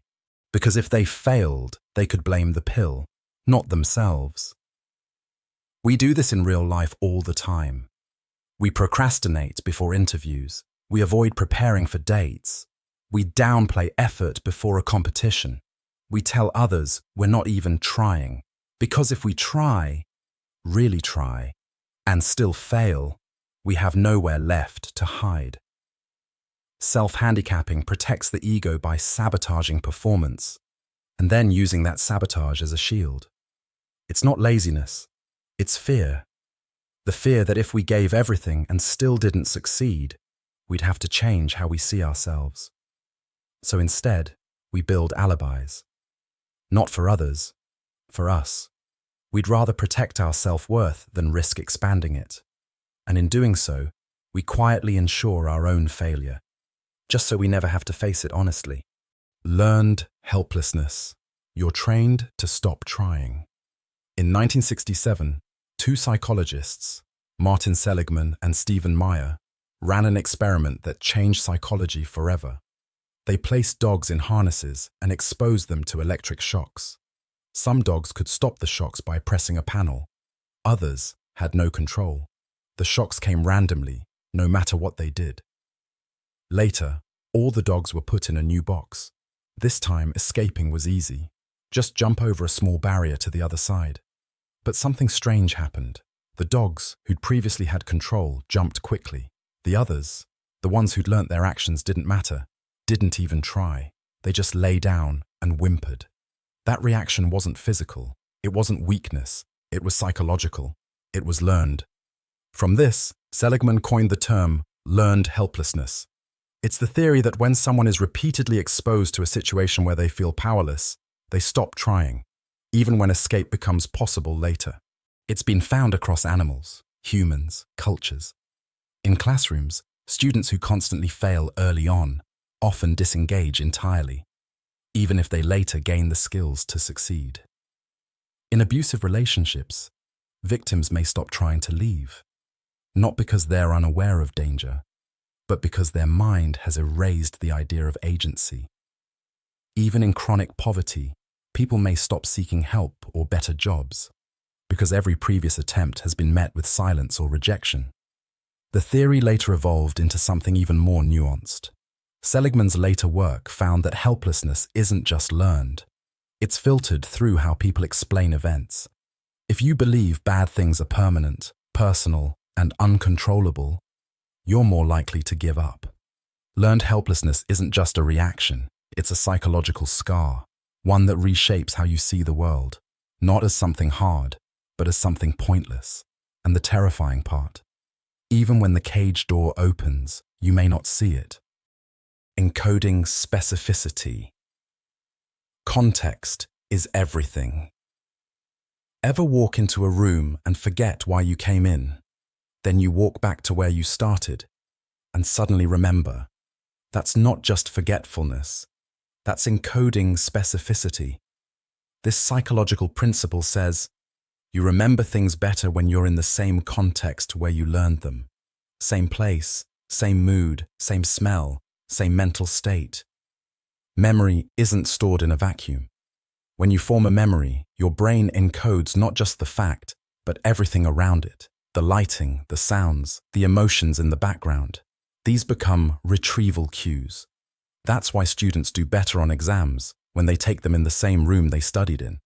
Why smelling your ex's perfume can unlock memories you thought were gone. Why sometimes to remember what you were going to say, you have to stand back in the exact spot where the thought first occurred. In one famous study, divers learned words underwater. Later, they recalled them better underwater than on land. Same list, different recall. Because the brain uses context as a key. This doesn't mean you're trapped by environment, but it shows how fragile memory really is. Your mind is a web, and if you pull on the wrong thread, sometimes nothing comes.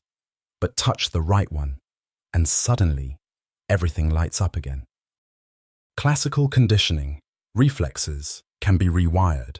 In the early 1900s, a Russian physiologist named Ivan Pavlov was studying something simple, digestion.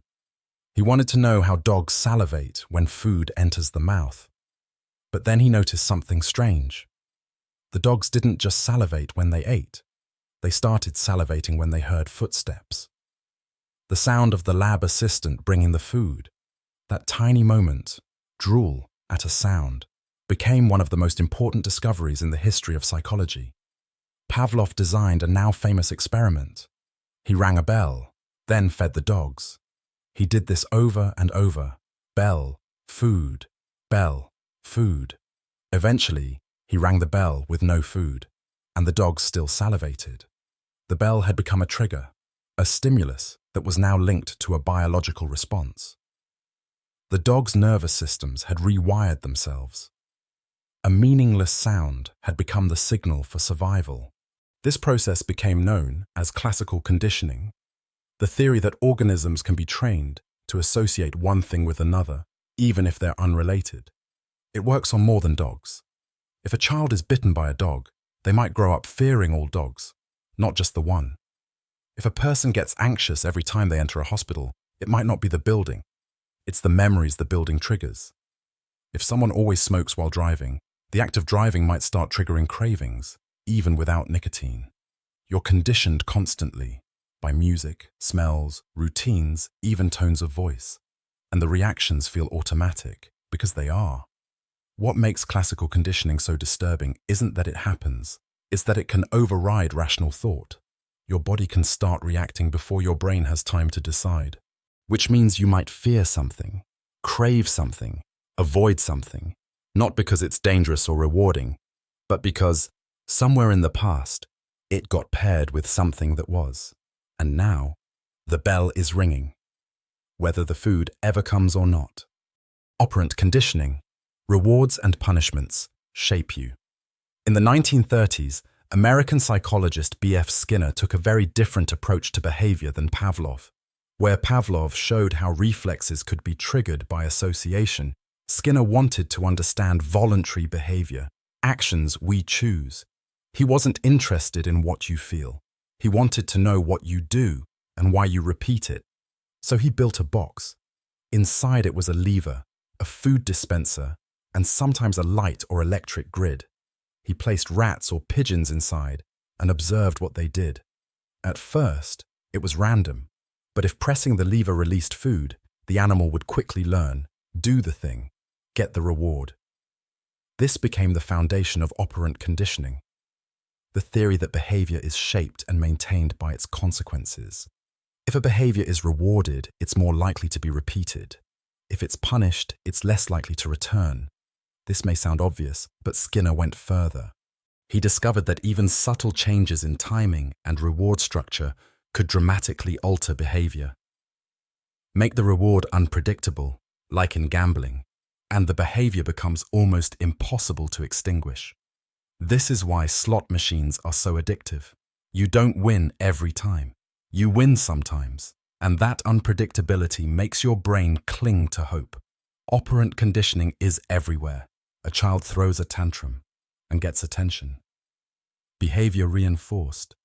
An employee works late and gets praise. Behavior reinforced. You check your phone, and sometimes there's a dopamine spike, a like, a message, a win. Reinforced. You avoid speaking up because you once got mocked. Behavior extinguished. You are constantly being trained, not just by parents or teachers, but by systems, apps, bosses, and relationships. And here's the unsettling part. You may think you're choosing your actions freely, but your patterns may be the echo of invisible consequences you're not even aware of. In Skinner's world, freedom was just another illusion unless you understand the cage of consequences you live in. Habit loop. Cue, action, reward. In 2006, researchers at MIT placed rats in a T-shaped maze. At the end of one arm was chocolate. The rats were trained to find it. At first, their brain scans lit up with effort, sniffing, turning, processing. But after enough repetition, something changed. Their brains went quiet. They no longer had to think. They still found the chocolate, but they did it on autopilot. That's the habit loop in action. Cue, routine, reward. A theory made popular by MIT researchers and later expanded by journalist Charles Duhigg. The habit loop explains how repeated behaviors burn themselves into your brain, forming automatic patterns that run silently in the background of your life. Here's how it works. The cue is the trigger, a time, place, feeling, or signal. The routine is the behavior, the thing you do in response. The reward is what your brain gets. Relief, pleasure, stimulation, comfort. Once that cycle is repeated enough times, your brain begins to anticipate the reward the moment the cue appears. Wake up tired? Cue. Reach for coffee, routine. Feel awake, reward. Feel stressed, cue. Light a cigarette, routine. Calm down, reward. And over time, the cue becomes enough to activate the craving, even without the reward. You don't choose the habit anymore, it runs you. What's dangerous about habits is that they can become identity shaping.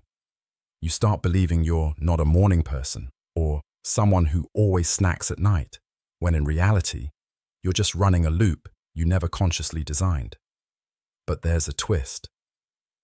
To change a habit, you don't need to kill the loop. You just need to hack it. Keep the cue and reward, but insert a different routine. That's how smokers become gum chewers, how anxious pacers become meditators, how mindless scrollers become journalers, sometimes. Your brain craves structure. If you don't build the loop, something else will.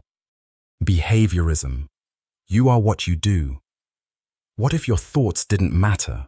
Not your dreams, not your beliefs, not your intentions, just your behavior. That was the radical claim of behaviorism, one of the most influential and controversial psychological theories of the 20th century. At its core, behaviorism rejected the idea that we can study the mind by guessing what people feel. It said, forget thoughts, ignore emotions. We can't observe them. Focus only on what people do, because actions can be measured, predicted, and changed. This wasn't just a scientific opinion. It was a revolution against everything psychology had been. Before behaviorism, Psychology was about introspection. Patients talked about dreams, memories, the unconscious, all things no one could see. But behaviorists like John B. Watson and later B.F. Skinner argued that this was soft, unprovable nonsense. They wanted psychology to be more like physics, hard, objective, repeatable. So they focused on stimulus and response, what goes in, what comes out. Train a child to associate fear with a white rat, and they'll fear it. Give a pigeon a reward for pecking a target, and it'll keep pecking. No guesswork. No inner life required. Behaviorism led to powerful insights that behaviors can be shaped over time through reinforcement, that phobias can be unlearned, that habits are not identity. They're conditioning. But it also led to a disturbing implication. You are not your intentions. You are the sum of your conditioned responses. This philosophy shaped everything: education systems, parenting advice, advertising, even military training. To change a person, don't talk to them, retrain them. Of course, behaviorism eventually fell out of favor. It was too blunt, too dismissive of thought and emotion, but it left behind a brutal insight we still can't shake. That your mind may be whispering one thing, but what shapes your life is what you do. Again and again and again. Token economies, fake rewards, real obedience. In a brightly lit classroom, a student raises their hand, answers correctly, and receives a gold star. Not money, not food, not even praise, just a little sticker on a chart. But the star matters, because behind that star is a system. 10 stars might mean a prize, 20 might mean lunch with the teacher, 50 might mean a certificate or toy or special privilege. That's a token economy, a psychological system where behavior is shaped using symbolic rewards. The tokens themselves are worthless, but they represent access to something else. And for over 50 years, they've been used to shape behavior in schools, prisons, psychiatric wards, addiction recovery programs, even parenting. The idea comes straight out of operant conditioning, B.F. Skinner's theory that actions become habits when followed by reinforcement. But token economies added a clever twist. You don't need a real reward every time. You just need a placeholder, something to keep the brain engaged until the bigger reward arrives. In other words, create a mini economy out of behavior itself. In the 1960s, researchers applied token systems in psychiatric hospitals with remarkable success. Patients who hadn't bathed, dressed, or communicated in months began to respond, simply because they were given points for small actions, points they could trade in for cigarettes, candy, privileges. It sounds manipulative, and it is, but it also works, and you've probably lived inside token economies without even realizing it. Loyalty points, school grades, workplace recognition boards, app badges, social media likes. You're constantly trained to value symbols of value, even when the value is artificial. And once enough people believe in the symbol, it starts to feel real. Token economies reveal something uncomfortable, that most of our behavior doesn't require deep meaning, just consistent reward. You don't need to believe in what you're doing. You just need enough stars to keep going. Locus of control. Who's driving your life? Some people believe their life is shaped by their own decisions. Others think it's all fate, luck, timing. Other people, the system. This difference has a name in psychology: locus of control. Coined by psychologist Julian Rotter in the 1950s, the theory explores a core question. Do you feel that life happens because of you or to you? People with an internal locus of control believe they have power. They see success and failure as outcomes of their own effort, skill, or choices. If they fail an exam, they think, I didn't study hard enough. People with an external locus of control, on the other hand, believe outcomes depend on outside forces, luck, other people, circumstance. If they fail, they think, The test was unfair. This one belief, where you locate control, shapes everything. Motivation, internal thinkers try harder. They believe effort changes outcomes. Mental health, internals are more resilient. Externals feel more anxious and helpless. Relationships, internals communicate. Externals often blame. Success, in studies of athletes, students, even entrepreneurs, those with an internal locus tend to achieve more. Not because they're smarter, but because they try longer. But it's not always that simple. Too much internal control, and you blame yourself for things you can't control. Illness, trauma, systemic injustice. Too much external, and you give up before you begin, because you've convinced yourself it's already out of your hands. Psychologists now believe that a flexible locus is healthiest, to own your choices when you can, and recognize what's bigger than you when you can't. But here's the catch. Whatever you believe becomes your reality. If you think you have no control, you'll stop acting like you do, and life will confirm your belief, not because it was true, but because you stopped driving. Expectancy theory. Motivation is about prediction. A man sits at his desk, staring at an open document. He knows what needs to be done. He's capable. He has time. But something's missing, the feeling that it's worth it. Now imagine someone else. Same task, less skill, less time. But their eyes light up. They're eager, driven, motivated. Why? According to expectancy theory, motivation has very little to do with willpower or discipline. It comes down to something far more specific, a mental equation. This theory, developed by psychologist Victor Vroom in the 1960s, proposes that when we face a task, we unconsciously ask ourselves 3 questions. Can I do this? Expectancy. If I do it, will it lead to a result? Instrumentality. Do I care about that result? Valence. If any answer is no, motivation collapses. Take a student who's given an impossible math problem. Even if they want to succeed, if they don't believe they can, they won't try. Now flip the script. They know they can solve it, but the teacher never rewards them, no matter how well they do. Again, no effort. Why bother? And finally, imagine they can solve it, and they'll be rewarded. But the reward is meaningless to them. A gold star they don't care about. A compliment they don't believe. Motivation dies there too. Expectancy theory doesn't just explain laziness. It explains why smart people burn out, why talented employees quit, why students stop trying in school systems that don't recognize real effort, why people with dreams still don't act, not because they're weak, but because they've done the math in their head and decided the outcome isn't worth the cost.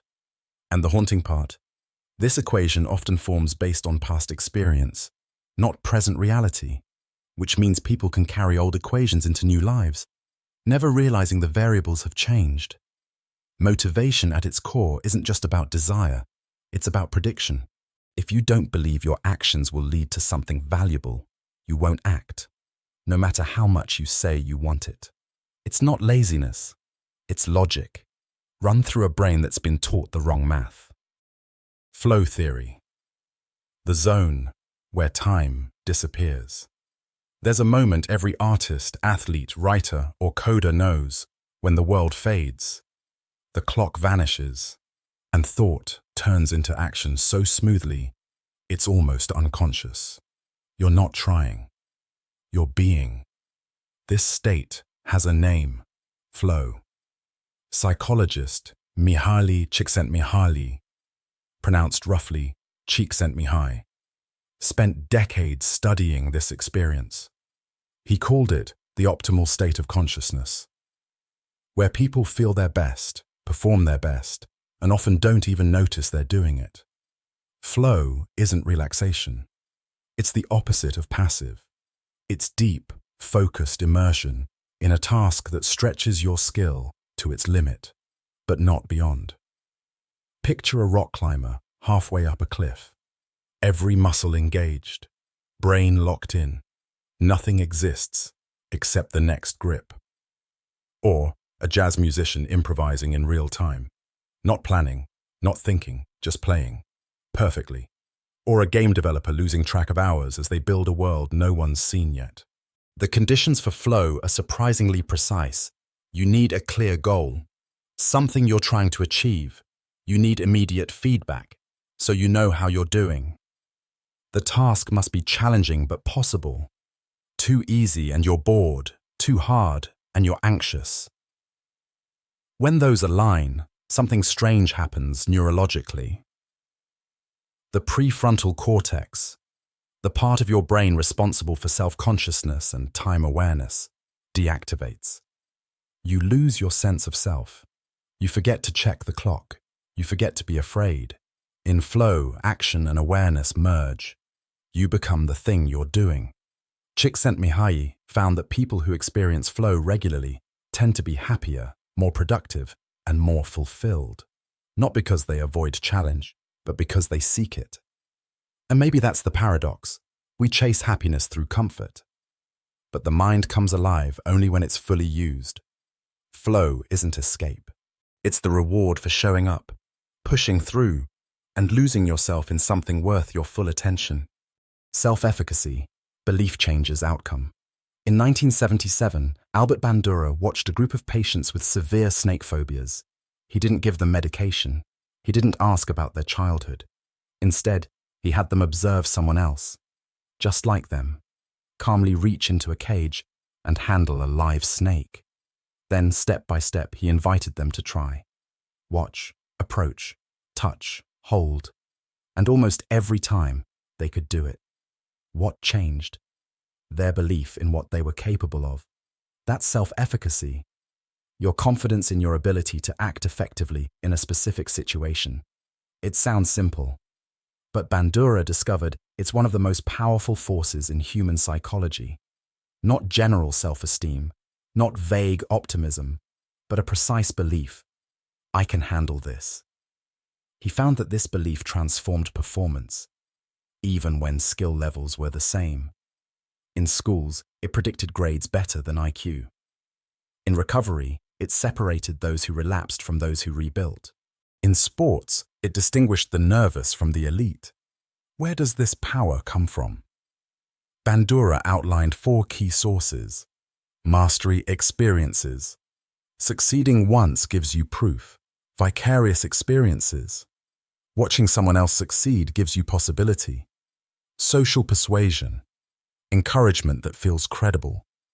Physiological interpretation. Learning to read your anxiety as readiness, not failure. This isn't magical thinking. It's not about believing you can fly. It's about realizing that belief itself is a multiplier.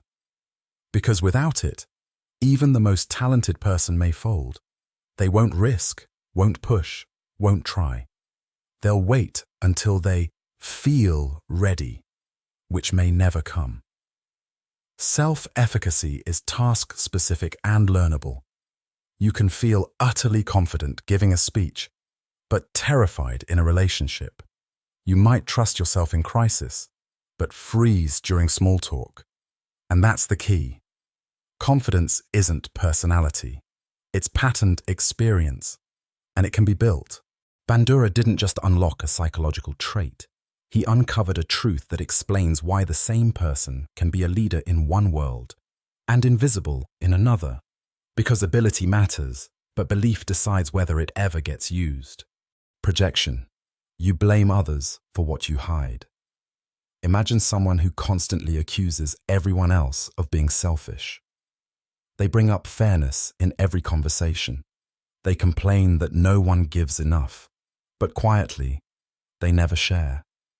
They never compromise, and deep down, they know it. That's projection, one of the most common psychological defense mechanisms. It's simple. When you can't face something in yourself, you throw it onto someone else. It starts in childhood. You feel anger, but you're told that being angry makes you bad, so you shove it down, you hide it. But it doesn't disappear. That anger still needs somewhere to go. So when someone else gets upset, You call them aggressive. When someone speaks with confidence, you say they're arrogant. When someone makes a mistake, you pounce. Not because you're perfect, but because you're terrified they've revealed something you've been hiding in yourself. Freud believed projection was a kind of psychic pressure valve. When your ego can't accept a feeling or trait, it expels it outward. So you can fight it out there instead of facing it in here. But modern psychology shows how dangerous this is. In relationships, projection creates endless conflict. You think your partner is lying when you're the one hiding something. You call them distant when you've emotionally checked out. You say they don't listen when you're the one who stopped being honest. In society, projection becomes scapegoating. A community blames immigrants for taking jobs when the real fear is economic insecurity. Leaders blame moral decay when they feel out of control themselves. Projection feels safe. It lets you attack without looking inward. But the more you project, the less self-aware you become, and the more you fight shadows of yourself. Here's the hard truth. When something about another person really gets under your skin, when it feels too loud, too irritating, too much, pause. It might not be about them at all. It might be a part of yourself you're not ready to face. Repression. You forget to survive. Some memories don't just fade, they vanish. Not because they were unimportant, but because remembering them would have broken you. This is repression, one of the deepest and most controversial ideas in psychology. It's the brain's way of protecting you from unbearable pain by locking it away so tightly. You can't even access it. You don't bury the memory on purpose. Your unconscious does it for you. A child who lives through violence might grow up without any clear memories of their early years. A survivor of abuse might have whole weeks missing, gone, not because they're lying, but because the mind decided, you're not ready to know this. Sigmund Freud was the first to describe repression as the mind's way of dealing with unacceptable thoughts and traumas. He believed that beneath the surface of your everyday life, your choices, habits, dreams, lay a buried world of forgotten emotion, repressed memories, repressed desires, repressed fears, all still shaping who you are, even though you don't remember them. But here's where it gets complex. Modern psychology supports the idea that trauma can affect memory, but it's not as clean as you forget a whole event. Sometimes it's more like a fog. You remember facts, but not the feelings. You remember the room, but not what happened. You forget, not randomly, but strategically. Because remembering might trigger shame, panic, grief, or a complete collapse of your identity. So the mind cuts the wire. But repressed material doesn't stay silent. It leaks out through anxiety, nightmares, overreactions, numbing, self-sabotage. You don't remember what hurt you, but you live as if you do. Therapists today walk a delicate line. They help people explore the past, but with caution, because false memories are real too. The goal isn't to force repressed memories out. It's to create a space safe enough that the mind no longer needs to hide them. Because repression is not weakness. It's proof that the mind will do whatever it takes to keep you alive. But survival isn't the same as healing. And sometimes what you don't remember is the very thing still running your life. Sublimation, turning pain into art. A teenager grows up in a home filled with anger, slamming doors, silent dinners, buried rage. But instead of acting out, he joins a boxing gym. Years later, he's a national champion. Calm, focused, his aggression never disappeared. It was transformed. This is sublimation, Freud's most admired defense mechanism. It's when your unconscious drives, even the dark, raw, unacceptable ones, get redirected into something constructive. Unlike repression or denial, sublimation doesn't bury your urges. It elevates them, refines them, channels them into forms that society values. Art, work, innovation, discipline. A surgeon might sublimate a fascination with violence into saving lives. A writer might pour loneliness into stories that make others feel seen.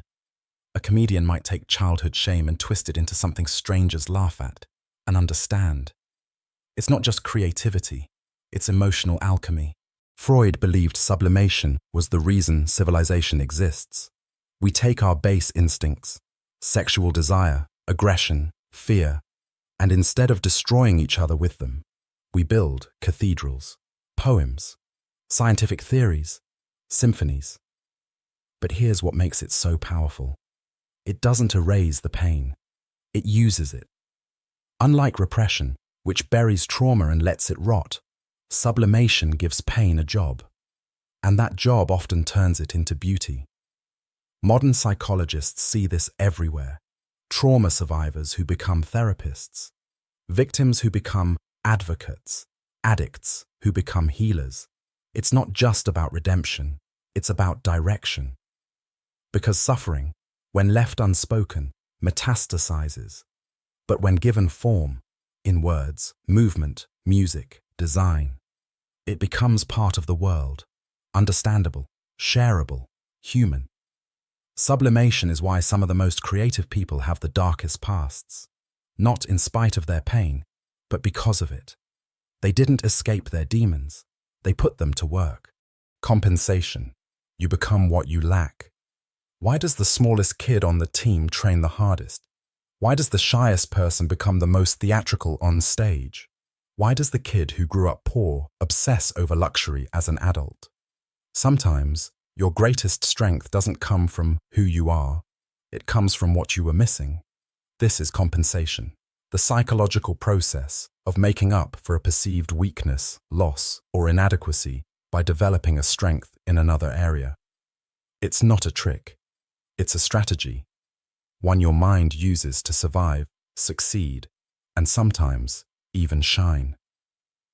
The concept was first explored by Alfred Adler, a contemporary of Freud. He himself was sickly as a child, constantly overshadowed by his older brother. But instead of collapsing into inferiority, he studied medicine, became a pioneering psychologist, and argued that we're driven not just by instincts, but by the need to overcome weakness. You feel powerless, you seek control, you feel unattractive, you become magnetic in personality, you feel dumb, you pursue mastery with obsession. In its healthy form, compensation leads to resilience, like someone who stutters as a child and grows into a gifted writer, because writing gave them the voice they couldn't find aloud. But when it tips too far, it becomes overcompensation. That's when someone isn't building confidence. They're masking fear. The insecure leader becomes authoritarian. The person terrified of being alone becomes clingy in love. The one afraid of failure refuses to take any risk at all. Compensation isn't always obvious. Sometimes the strongest traits in a person are just armor, polished, practiced, and powerful, but built over a wound. And that's what makes it so human. Because maybe what you're proudest of in yourself isn't a sign that you were gifted, but a sign that you refused to be broken. Attachment theory. Your childhood is still driving. You're not texting back because you're busy, or because you're trying not to seem desperate, or maybe because a tiny voice inside you says, if they really cared, they'd chase you. This isn't just dating strategy, it's childhood, echoing into adulthood. Attachment theory explains how the bonds you formed as a baby with your first caregivers become the blueprint for how you love, trust, and fear for the rest of your life. In the 1950s, psychologist John Bowlby observed something profound. Infants are biologically wired to seek closeness to their caregiver. It's survival. If the bond is safe and consistent, the child feels secure enough to explore the world. But if that bond is shaky, inconsistent, neglectful, or frightening, the child adapts, not in a healthy way, in a protective way. These early adaptations shape what psychologists call your attachment style. Secure. You're comfortable with closeness and independence. You trust others and trust yourself. Anxious. You crave intimacy, but fear abandonment. You might overanalyze, cling, or constantly need reassurance. Avoidant. You value independence to the point of distance. You keep people at arm's length, not because you don't care, but because vulnerability feels unsafe. Disorganized. You want closeness, but fear it too. Love becomes a battlefield of mixed signals, push and pull, craving and panic. What's heartbreaking is that none of this is about logic. It's about emotion encoded before you could even speak. An anxious adult isn't needy. They're a child who had to fight for love. An avoidant partner isn't cold. They're someone who learned early that closeness meant pain. But here's the hope. Attachment styles aren't destiny. They're adaptations. Smart ones, at the time. And with self-awareness, therapy, and healthy relationships, they can shift. Understanding your attachment style doesn't fix everything, but it gives you a map, a way to trace the shape of your fear back to its origin, and maybe, for the first time, choose connection over protection. Love styles: eros, ludus, storge, mania, pragma, agape. Everyone says they want love, but few people realize we don't all mean the same thing. To one person, love is passion. To another, it's peace. To a third, it's obsession, panic, and fear, all at once. Psychologist John Lee tried to make sense of this. He said, love comes in 6 styles, rooted in ancient Greek ideas, not just different partners, but different scripts we follow when we fall in. 1. Eros. Passionate, physical love. This is the lightning strike. Love that hits fast, burns hot, and consumes everything. You don't think, you just know. You can't sleep. You don't want to eat. It's attraction so powerful, you confuse it for destiny. But it fades. Fast. And when the fire dies, many are left wondering if it was ever love at all. 2. Ludus. Playful, game-like love. Flirting, teasing, keeping it casual. This kind of love doesn't want to settle down. It wants to stay in motion, to love without losing control. People drawn to ludus don't fear connection. They fear dependence. They smile when they leave, because leaving is how they feel safe. 3. Storge. Slow-burning, friendship love. This one doesn't come with fireworks. It comes with shared routines, long conversations, small acts of trust. It grows like moss, not wildfire. No drama, no obsession, just comfort, the kind that lasts. 4. Mania. Obsessive, unstable love. If eros is a fire, mania is a forest fire. It's jealousy, anxiety, constant texting, fear of abandonment. You love them so much you want to become them, or control them. It feels like romance, but it's often a trauma reenactment. 5. Pragma. Practical, strategic love. Not everyone chooses with their heart. Some choose with their calendar, their budget, their 5-year plan. Is this person stable? Do our goals align? It might seem cold, but pragma sees love as a project, not a fairy tale. 6. Agape. Selfless, unconditional love. The rarest kind.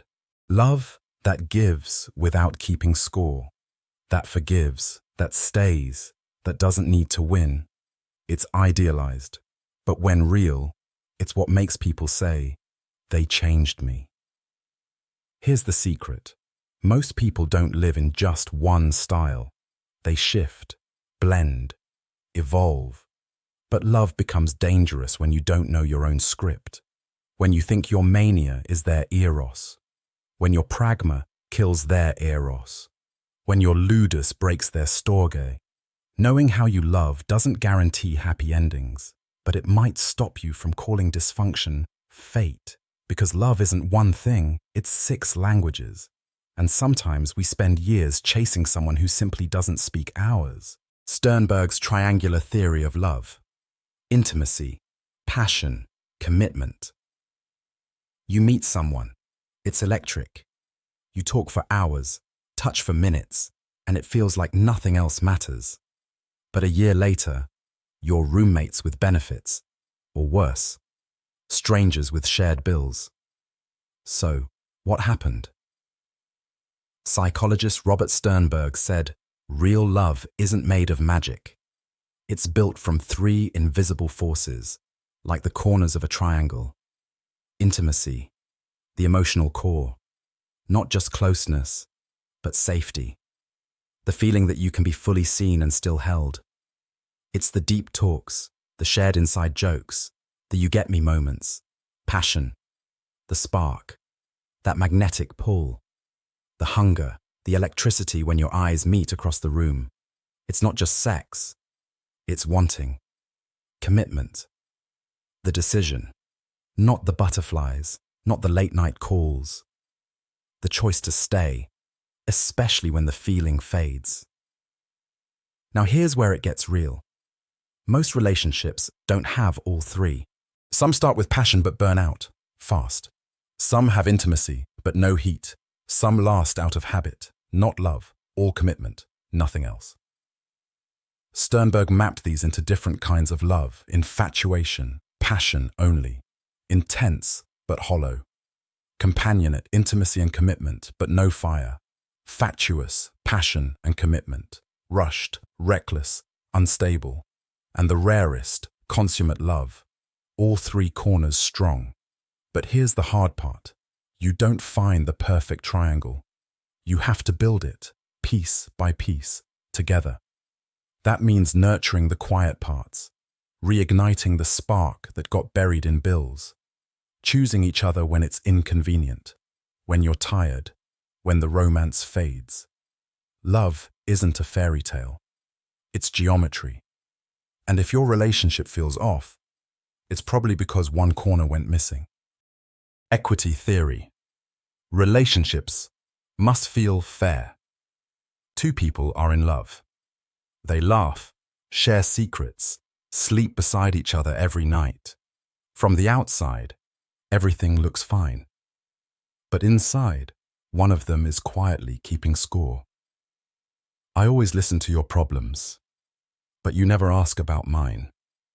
I sacrifice everything, and you barely notice. I give more than I get. That's where love begins to rot. Equity theory says that for a relationship to feel healthy, it must also feel fair. Not perfectly equal, but balanced. Not identical, but mutual. It started with workplace studies in the 1960s. Psychologist J. Stacey Adams noticed something strange. People weren't just unhappy when they were underpaid. They were angry when they felt undervalued compared to others. That same principle applies to love.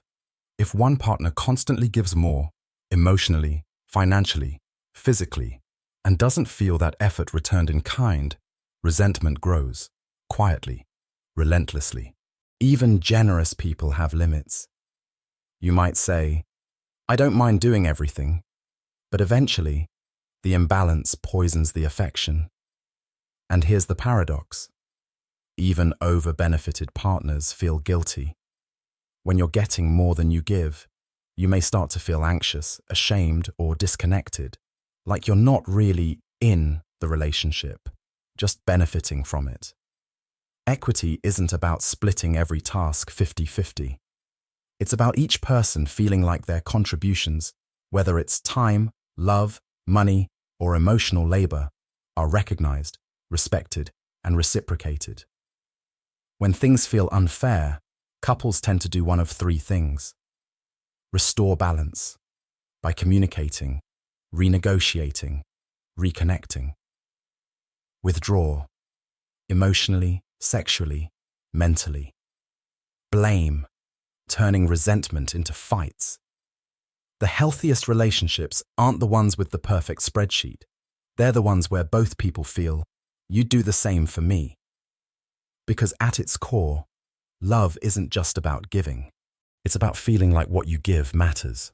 Social exchange theory, love as transaction. No one likes to think of love as a business deal. But beneath the poetry, the flowers, the whispered promises, there's a mental calculator always running.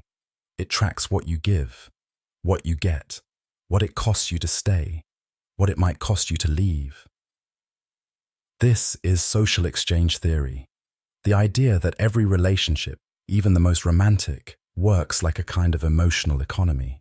You invest time, affection, effort, and you expect a return.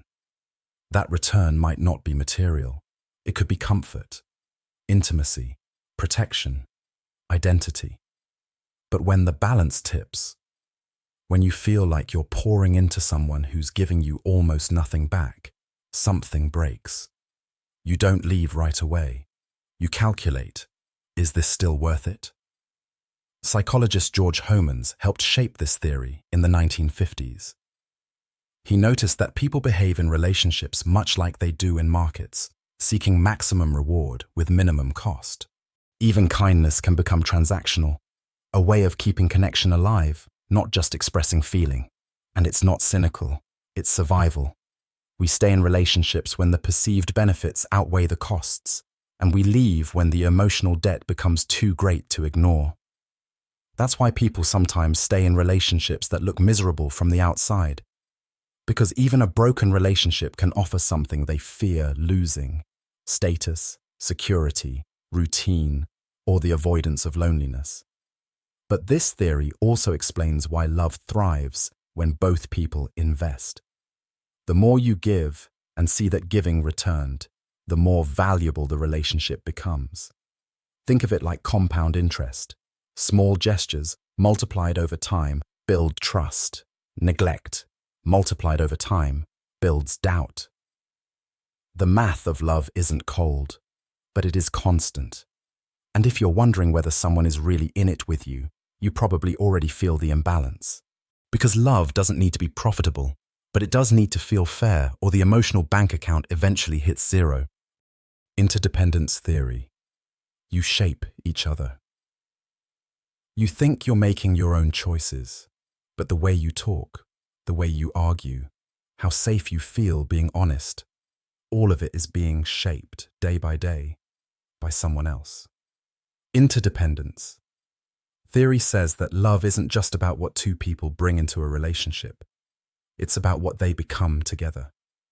Developed by psychologists Harold Kelly and John Thibault, the theory looks at how partners affect each other's outcomes over time, not just in obvious ways, like sharing money or raising kids, but in subtle, invisible ones. Your partner's mood changes your mood. Their fears influence your decisions. Their support, or silence, rewires how much risk you're willing to take in life. The relationship becomes a system, a feedback loop. It's not just what do I want? It becomes what do we want? And more deeply, who am I now that I'm with you? In healthy interdependence, both people grow. They become more than they were before. One gains confidence, the other learns patience. Together, they stretch into versions of themselves they couldn't reach alone. But unhealthy interdependence, codependence, is different. That's when one person gives up their needs entirely to keep the peace, when your identity collapses into the relationship, when growth is sacrificed just to keep things stable. The theory also explains commitment, not just emotional commitment, but structural, the sense that your lives are now so woven together that leaving wouldn't just be sad, it would be devastating, economically, socially, psychologically. That's why some couples stay stuck in bad relationships. The cost of leaving feels greater than the pain of staying. Interdependence theory doesn't idealize love. It studies how power, vulnerability, and mutual influence actually work. Because no matter how independent you are, the moment you attach to someone, your life starts bending around them. You don't just love each other, you shape each other, for better or for worse. Parental investment theory. Love versus legacy. Why do men risk everything for a one-night stand? Why do women, across cultures, tend to be more selective in choosing a mate? It's not about culture. It's not even about values. It's about biology. Or at least, that's what parental investment theory argues. First proposed by evolutionary biologist Robert Trivers, this theory asks one simple but profound question. Who invests more in creating the next generation? In humans, it's the woman. Pregnancy, childbirth, breastfeeding, years of physical dependency. It's a massive biological investment, time, energy, risk. Meanwhile, a man can reproduce with far less effort in far less time. This unequal investment leads to unequal strategies. Women, evolutionarily speaking, have more to lose from a bad mating choice. So they tend to prefer partners who show signs of long-term value, resources, stability, protection, loyalty. Men, on average, evolve to be more open to short-term mating opportunities, seeking youth, beauty, signs of fertility. Because for them, spreading genes widely was the strategy. This isn't about morality. It's not even about individuals. It's about probabilities, shaped over thousands of generations. But here's the twist. In modern life, those ancient instincts often clash with reality. We use dating apps. We raise children in cities, not villages. Birth control, adoption, non-traditional families. They've all changed the game. And yet, those old preferences still echo. In jealousy, in dating norms, in arguments about who should sacrifice what for the family. Parental investment. Theory doesn't tell you how to love, but it explains the silent tension that still runs through many relationships. Who gives more? Who risks more? And what is love? A feeling or a strategy for survival? Because whether we like it or not, some of our deepest choices about love aren't about the present. They're about the future. Not just who you want to be with, but who you want your children to come from. Investment model. Why people stay in bad love. It's 2 a.m. again. You're lying on the far edge of the bed, staring into the dark. You haven't laughed together in months. You barely speak, but you're still there. Why? You tell yourself it's complicated. The apartment lease, the shared dog, the fact that you've already spent 5 birthdays, 3 job changes, and 1,000 nights side by side. This is where the investment model begins to whisper. Psychologist Carol Rusbold didn't ask why people fall in love. She asked why they stay, especially when they probably shouldn't. And the answer was brutal. People stay because they've invested too much to walk away. You've sacrificed, suffered, adapted. You fought to make it work. And if you leave, it feels like all of that meant nothing. It's like pouring all your savings into a crumbling house. You know the walls are cracked. The floor creaks with every step. But part of you still thinks, I can't walk away now. I've put everything into this. So you stay. Even when you're no longer satisfied. Even when you no longer believe. And there's another trap. What if there's nothing better out there? That's the second part of the theory. Alternatives. If the dating scene looks bleak, if loneliness terrifies you more than misery, you settle. Not for what you want, but for what you think you can survive. And that third factor, time. The longer you stay, the more it costs to leave. Because you're not just breaking up with a person, you're breaking up with your own story, the one you told yourself about how this would end. So you compromise, you numb yourself, you say things like, every couple has problems, while slowly shrinking into someone you promised you'd never become. But the model doesn't judge, it just asks, what are you staying for, love or loss prevention? And the scariest part, sometimes you don't know until years later. The Coolidge Effect. Why novelty seduces. A rooster is shown to a hen. He mates with her, then he loses interest. But the moment a new hen is introduced, boom, he's ready again, and again, and again. This isn't a joke. It's an actual observation in animal behavior. and it became the basis for one of the strangest and most uncomfortable insights into human sexuality, the Coolidge Effect. The name comes from a story, possibly apocryphal, about President Calvin Coolidge and his wife visiting a government farm. Mrs. Coolidge sees a rooster and is told he mates dozens of times a day. She smiles and says, "Tell that to the president." When President Coolidge hears this, he asks, "Same hen every time?" "No," replies the farmer, "a different hen each time." Coolidge replies, "Tell that to the First Lady." Behind the joke is a dark biological truth. In many species, including humans, sexual interest declines with familiarity, but resets with novelty. That's the Coolidge effect. In experiments, male rats will repeatedly mate with different females, but lose interest if it's the same one over and over. Introduce a new partner, they're instantly re-energized. And humans? Well, we've industrialized novelty. Porn sites don't just show nudity, they offer endless variety, new faces, new scenarios, new categories. Dating apps let you swipe through hundreds of strangers in minutes.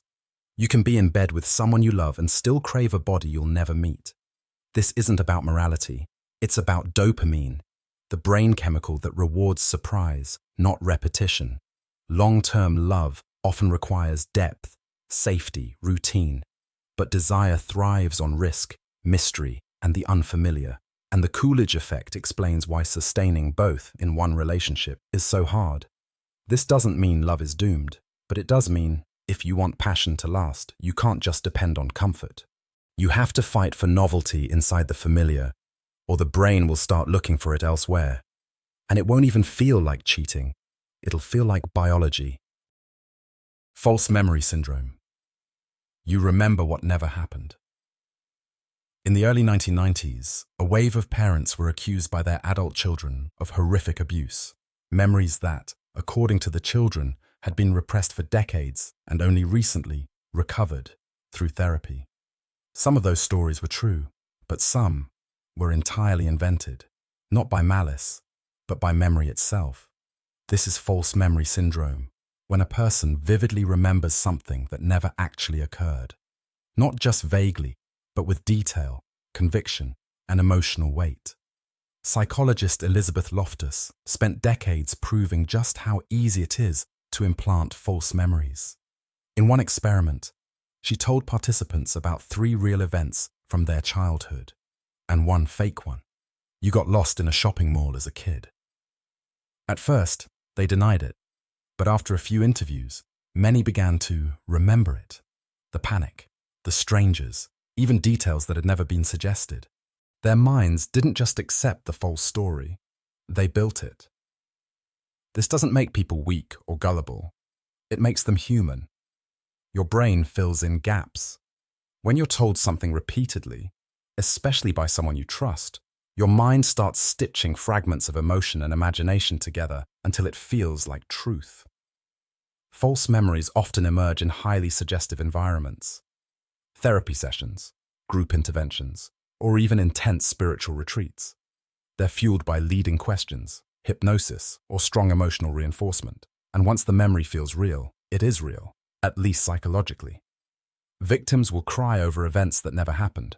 Families have been torn apart over things no one can prove or disprove. This isn't about faking. False memories are deeply believed. And that's what makes them so dangerous.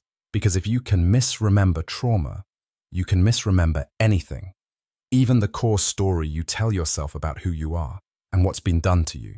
The mind doesn't need a camera to create a memory. It just needs belief. Flashbulb memory.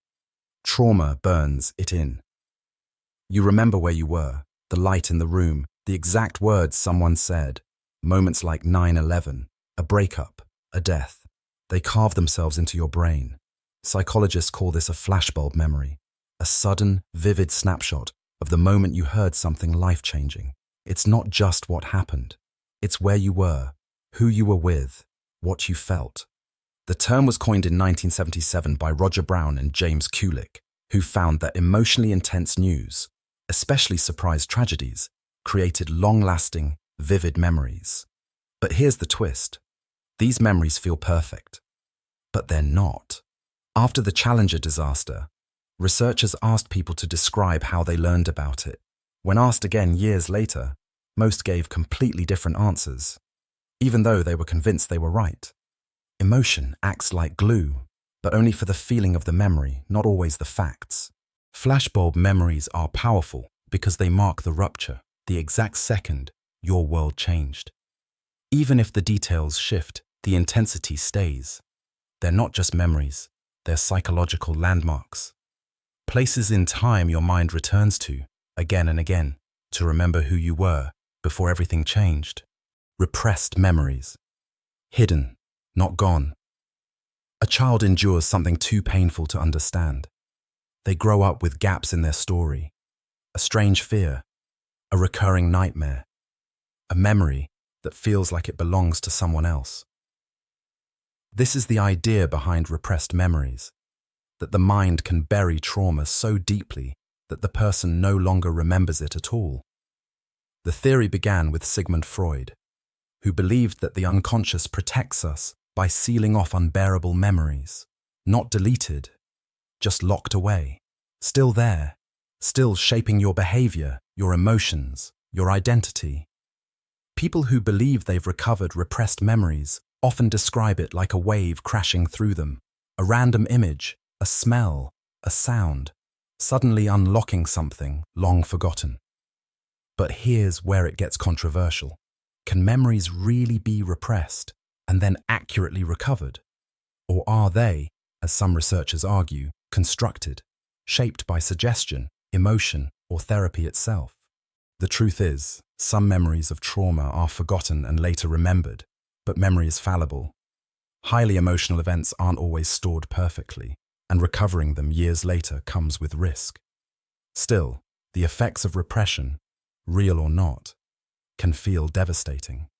Anxiety without cause, shame without source, a life lived with a shadow just out of reach. Repressed memory theory may never be fully proven, but the pain it tries to explain is all too real. Autobiographical memory. The story you tell. You don't just remember your past, you shape it, crafting certain scenes, skipping others, arranging your memories into something that makes sense, a story. This is your autobiographical memory, not just what happened, but how you remember who you are. It's not a timeline, it's a narrative. Psychologists define autobiographical memory as the system that combines your personal experiences with your identity. You remember your first heartbreak, not just because it was painful, but because it taught you who you are in love. You recall a parent yelling at you, not just for the words, but because it became a reason you struggle with trust. Two people can live the same event and build completely different stories. One sees failure, another sees a turning point. One forgets the details, the other clings to them for decades. This memory system is constantly revised. Every time you reflect on the past, you're not just replaying it, you're rewriting it to match who you believe you are today. And that matters. Because the memories you choose to keep and the meaning you attach to them form the foundation of your identity. You are not just made of memories. You are made of which ones you chose to remember and how you chose to tell them. Social identity theory. Us versus them is built in. Walk into any sports stadium. Half the crowd is in blue, half in red. Same species, same city. But for 90 minutes, they act like enemies. This isn't just tribalism. It's social identity theory, developed by psychologists Henri Tajfel and John Turner in the 1970s. They discovered that humans don't just belong to groups. We build our sense of self from them. At its core, the theory says, you categorize people into groups, us and them. You adopt the values and behaviors of your group. You compare groups, usually favoring your own. Tajfel's experiments showed how easily this happens. He divided participants into groups based on arbitrary criteria, like flipping a coin. Despite knowing the groups were random, participants still gave more rewards to their own group and fewer to others. This tendency explains everything from school cliques to political polarization to ethnic conflict.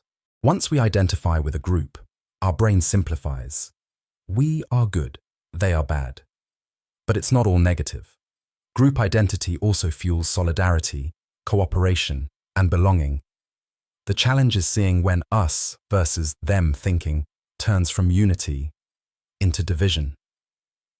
Because social identity isn't just how you see others, it's how you decide who you are. Identity theory. You are what you remember. Who are you? It feels like an easy question. You're you. But take away your memories, your childhood, your triumphs, your regrets, and what's left. Identity theory suggests the self isn't some permanent core. It's a story your brain builds out of memories. Your first bike ride, that time you failed spectacularly, your favorite song in high school. Together, these moments weave the narrative of you, and when memory changes, so does identity. This isn't just theory, it's been observed in real life. People with severe amnesia sometimes lose not only facts about their past, but their sense of who they are. One patient, after brain injury, couldn't recall key life events and said they felt like a stranger in their own skin. Even in healthy brains, your self-story is constantly being rewritten. Each time you recall a memory, your brain edits it slightly before saving it again. It's like updating a journal with every reread, adding details, erasing others. This means identity isn't fixed. It's a living, breathing narrative, shaped by what you remember and just as much by what you forget. You are not a single, unchanging you. You are the story your memory is telling right now. The self-reference effect. You only learn what touches you. Think back to the last lecture you sat through. Maybe it was packed with facts, theories, and big ideas. But what stuck? Probably not the abstract details, but the one moment the speaker said something that hit close to home. That's me, you thought, and suddenly you were awake. That's the self-reference effect, a powerful psychological insight that says, you remember things better when you relate them to yourself. This isn't ego. It's how the brain filters importance. In one classic experiment, participants were given words and asked to process them in different ways, some by focusing on meaning, some by rhyme, and others by asking, does this describe you? The results were clear. People remembered far more words when they connected them to themselves, because the self isn't just a subject, it's a memory anchor. Information tied to your identity, experiences, or emotions gets deeper processing, stronger encoding, and longer retention. That's why stories teach better than lists. Why people learn more from a breakup than a textbook. Why you remember what happened to you more than what was told to you. You don't absorb knowledge like a sponge. You absorb it like a mirror. If it doesn't reflect anything personal, it slips away. The mind holds on to what the heart recognizes. State-dependent memory. Mood unlocks memory. Ever cry to a sad song and suddenly remember a heartbreak from years ago, or feel a wave of confidence in a place you once triumphed? That's state-dependent memory. The idea that your ability to recall something depends on the state you were in when you learned it. Not just where you were, but how you felt. If you studied while caffeinated, you'll likely perform better on the test with caffeine in your system. If you learned something while happy, you'll recall it more easily when you're happy again. It's why some memories only surface when you're drunk or anxious or lying awake at 3 a.m. Your brain doesn't just store information, it stores context, including the chemical cocktail of your mood, body, and emotion. In one experiment, people who learned words while intoxicated remembered more of them when intoxicated again, not because alcohol improves memory, but because the state matched. The implications are disturbing and profound. It means you might forget whole parts of your life, not because they're gone, but because you're no longer the same you who created them. Our memories hide in the versions of ourselves that made them, and sometimes the only way to access them is to feel like that person again. just for a moment. James-Lange Theory. Feelings follow the body. You don't cry because you're sad. You feel sad because you cry. That's the radical claim behind the James-Lange theory of emotion, proposed in the 1880s by William James and Karl Langs, two psychologists who turned conventional thinking upside down. They argued that emotions don't start in the mind, they start in the body. See a bear in the woods. Your heart races, your muscles tense, you run, and then you feel fear. According to this theory, physical reactions come first, and your brain interprets those reactions as emotion. It sounds backwards, but think about anxiety. Your stomach tightens, your breathing shortens, you start sweating. Only afterward do you label it. I'm nervous. Or imagine standing on a stage, heart pounding, palms sweating. You might interpret the sensation as fear or excitement, depending on the context, but the bodily response comes first, either way. This theory challenged the idea of emotion as purely mental. It suggested something far more primal, that your body feels before your mind understands. Modern neuroscience doesn't fully agree. We now know it's a two-way system. But the insight still stands. If you want to change how you feel, sometimes the fastest way is to change what your body is doing. Your posture, your breath, your pace. They're not just background noise, they're the beginning of how you feel. Schachter-Singer Theory. Emotions need explanation. You're in an elevator. Your heart starts racing. Your palms sweat. Are you afraid or excited? According to the Schachter-Singer two-factor theory, your body doesn't decide that. Your brain does. This 1962 theory proposed something new. Emotion equals physical arousal plus cognitive label. You feel something in your body, but what emotion it becomes depends on how you explain it. In their famous experiment, Schachter and Singer injected participants with adrenaline, but told them different things. Some were told to expect side effects. Others weren't told anything. Then they were placed in a room with an actor behaving either euphoric or angry. The result? People who didn't know they were drugged mirrored the actor's emotion. Their bodies were amped up, so their brains looked around for a reason. Why do I feel this way? And the context filled in the blank. This theory revealed something powerful. Emotions aren't just automatic reactions, they're interpretations.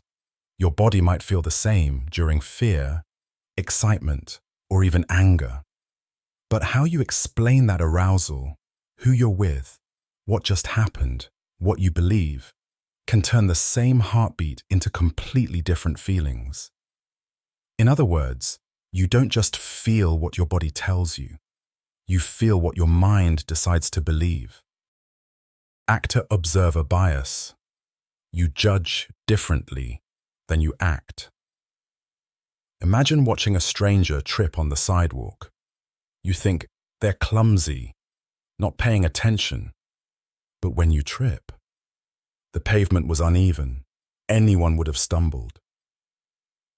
This is the actor-observer bias, a psychological twist where we explain other people's actions based on who they are, but explain our own actions based on the situation.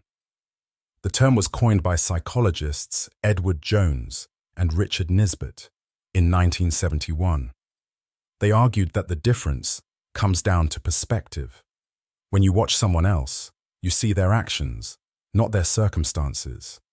But when you're the actor, you're deeply aware of your context, your stress, your intentions, your obstacles. Research has shown this bias over and over. In one study, participants rated others' test failures as due to low ability, but described their own failures as bad luck or difficult questions. The bias isn't always malicious. It's how the brain shortcuts complexity, but it can lead to unfair judgments. We excuse ourselves but hold others accountable. We demand understanding for our mistakes, but assume strangers should know better. The truth? Your failures feel circumstantial. Theirs feel like character flaws. But from their perspective, it's exactly the opposite. Facial feedback. Hypothesis. Smile and you'll feel it. You smile because you're happy, but what if that smile actually made you happier? That's the idea behind the facial feedback hypothesis. Your facial expressions don't just reflect your emotions. They can shape them. It sounds strange, but there's real science behind it. In a now famous 1988 study by Strack, Martin, and Stepper, participants held a pen in their mouths in different ways. Some were forced to smile by clenching it between their teeth. Others faked a frown by holding it with their lips. Then they looked at cartoons. And guess what? The smilers rated the cartoons as funnier. Their facial muscles had tricked their brains, just enough, into feeling amusement. The theory is simple. When you activate the muscles of a certain emotion, like smiling, frowning, scowling, your brain interprets the body's signals and adjusts your mood to match. It's not magic, it's feedback, from face to mind. And while recent replications have debated how strong the effect is, the core idea still matters. Your body isn't just a passenger in your emotional life. It's part of the conversation. So if you want to shift your mood, sometimes you don't need to think differently. You just need to move differently. Smile, breathe, lift your head. The feeling might just follow. Affective forecasting. You're bad at predicting emotion. You think you'll be happy when you finally get that job. You think you'll be crushed if they leave you. You think winning the lottery would change your life forever. It won't. Not in the way you imagine. That's the trap of affective forecasting, your mind's flawed attempt to predict how you'll feel in the future. We're not just bad at it. We're consistently wrong. In a landmark study, researchers asked college students how devastated they'd feel after a breakup. They expected months of heartbreak. 2 weeks later, most were emotionally fine. The same goes for lottery winners. They're ecstatic at first. Then, often within a year, their happiness levels return to exactly where they were before. Why? Because emotions fade. We adapt to new realities faster than we think. But when we imagine the future, we focus too much on the event, the win, the loss, and forget the endless context that surrounds it. We don't predict how we'll cope, distract ourselves, find meaning, or simply get used to it. The result? We chase jobs, relationships, status, not because they'll fulfill us, but because we think they will. And we avoid pain that wouldn't last nearly as long as we fear. Your biggest decisions might be based on emotional forecasts that were never accurate to begin with. You're not living in the present. You're living in the shadow of a guess. Emotion, regulation theory. You learn to numb. A child is told, stop crying. A teenager is mocked for being too sensitive. An adult hides a panic attack behind a polite smile. Over time, you stop feeling your emotions fully, not because they go away, but because you've been trained to manage them, suppress them, control them. That's the core of emotion regulation theory, the psychological study of how we deal with our feelings and what happens when we do it badly. There are different strategies. Some people reappraise. They reframe the situation. Instead of thinking, she ignored me, they tell themselves, she's probably busy. Others use suppression. They push the emotion down and fake calm. But here's the catch. People who suppress emotion look composed on the outside. But inside, their stress hormones spike, their memory worsens, their empathy drops. In one study, participants who suppressed emotion during a disturbing video still showed increased heart rates and sweating. They looked calm, but their bodies were screaming. And when suppression becomes a habit, it doesn't just mute the bad, it dulls the good. People who chronically numb sadness often report feeling less joy too. Because you can't selectively anesthetize emotion, You either feel or you don't. Emotion regulation isn't about being stoic. It's about being skilled, knowing when to feel, when to pause, and when to let yourself break. You weren't born numb. You learned to be. And, with time, you can learn to feel again. Catharsis Hypothesis. Expressing doesn't always heal. You're angry, so you punch a pillow. You scream into a void. You vent to a friend for an hour. And afterward, you still feel furious, maybe even more. That's the paradox at the heart of the catharsis hypothesis, the belief that expressing emotion, especially anger, leads to emotional release and relief. It comes from ancient roots. In Greek tragedy, catharsis meant purging powerful emotions through art. Freud adapted it. Talk therapy as a release of repressed emotion. And for decades, pop psychology ran with the idea that if you just let it out, you'd feel better. But modern research paints a different picture. In one famous study, people were made angry, then told to punch a punching bag. Not only did it not reduce anger, it increased aggression, especially toward the person who provoked them. Why? Because acting out the feeling reinforced the emotional loop. It didn't clear it. It trained the brain. This is how we handle anger. And it doesn't just apply to rage. Constant venting of sadness or anxiety can also backfire, leading to rumination, not healing. You get stuck feeling the same thing over and over, without moving forward. That doesn't mean bottling it up is better. It means that expression alone isn't the cure. What matters is how you express, whether it helps you reframe, understand, or move through the emotion. Catharsis feels good in the moment, but long-term healing requires more than just release. It requires transformation. Core affect theory. All emotions share a core: fear, joy, shame, hope. They feel like completely different beasts, some sharp and fast, others slow and hollow. But what if all of them came from the same source?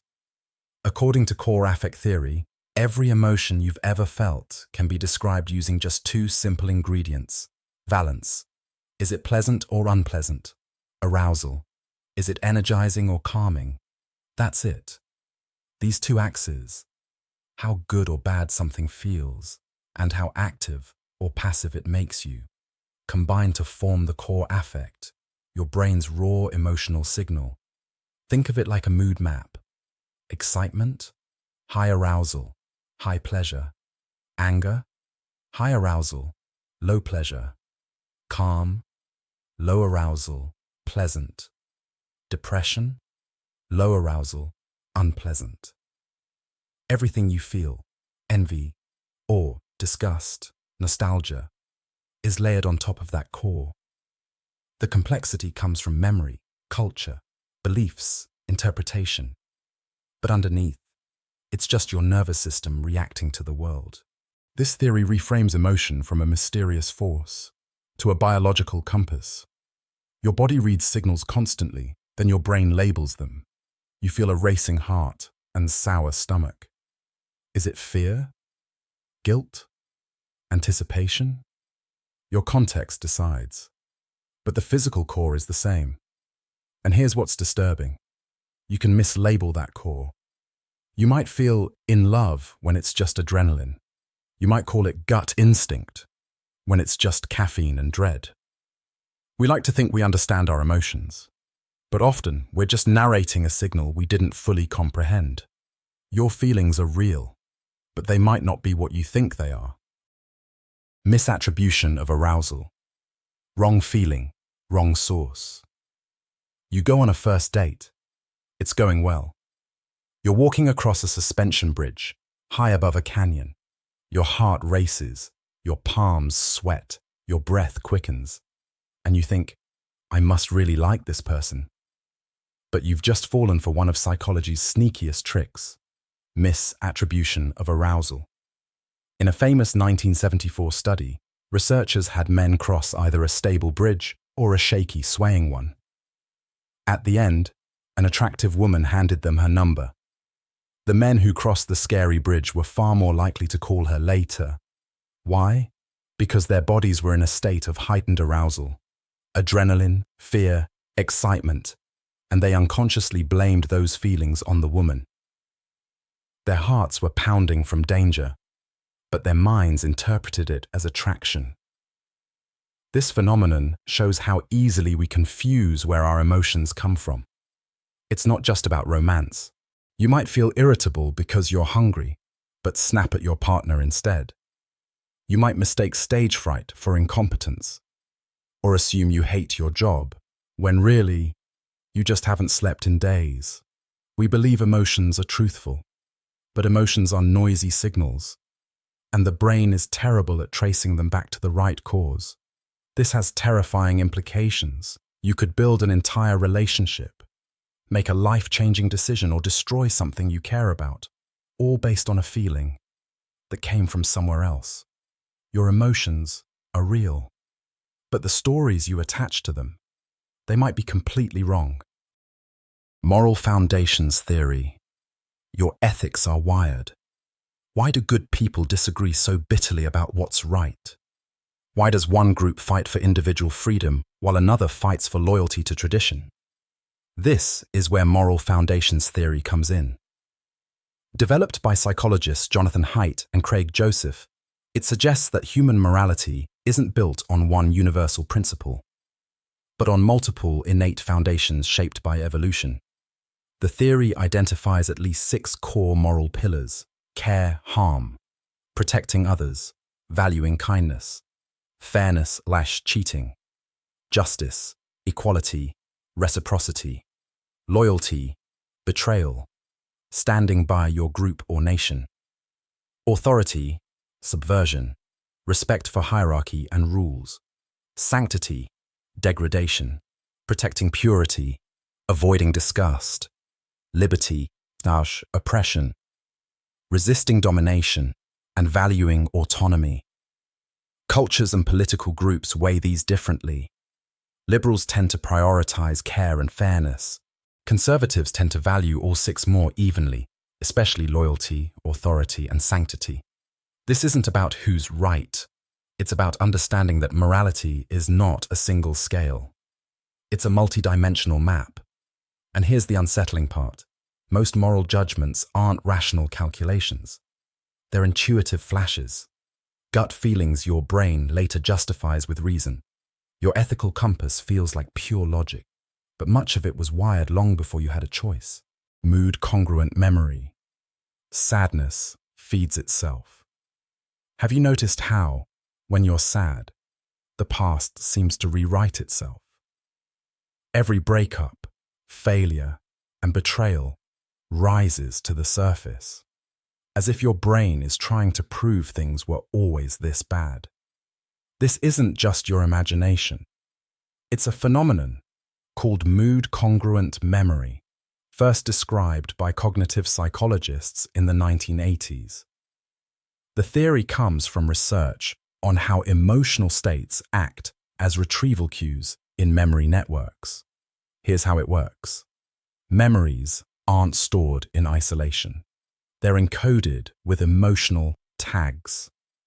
When you're in a particular mood, happy, sad, angry, your brain activates a network of related memories with the same tag. In one pivotal study, Bauer et al., 1981, induced participants into happy or sad moods and asked them to recall past events. The results were striking. Happy participants retrieved 80% positive memories, while sad ones recalled mostly negative ones.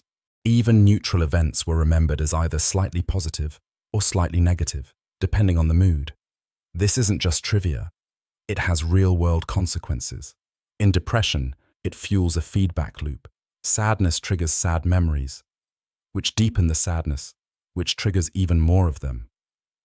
In therapy, mood can block access to positive memories. Even eyewitness accounts can be distorted by the emotional state of the witness. The unsettling truth: your memory isn't an archive. It's a mood-driven reconstruction. Change the emotional filter, and you might see a completely different past. Groupthink. Agreement kills thought. In 1961, a group of the most powerful men in America sat in a room and convinced each other to invade Cuba. The result? The Bay of Pigs disaster. A military fiasco so obvious in hindsight that President Kennedy himself later asked, "How could we all have been so stupid?" Psychologist Irving Janis had an answer. He called it groupthink, a theory explaining how intelligent groups can make catastrophically bad decisions. At its core, groupthink happens when a desire for harmony overrides critical thinking. The group becomes so focused on agreement that dissent feels dangerous. People stop raising concerns. Flaws in the plan are ignored. Alternatives aren't even considered.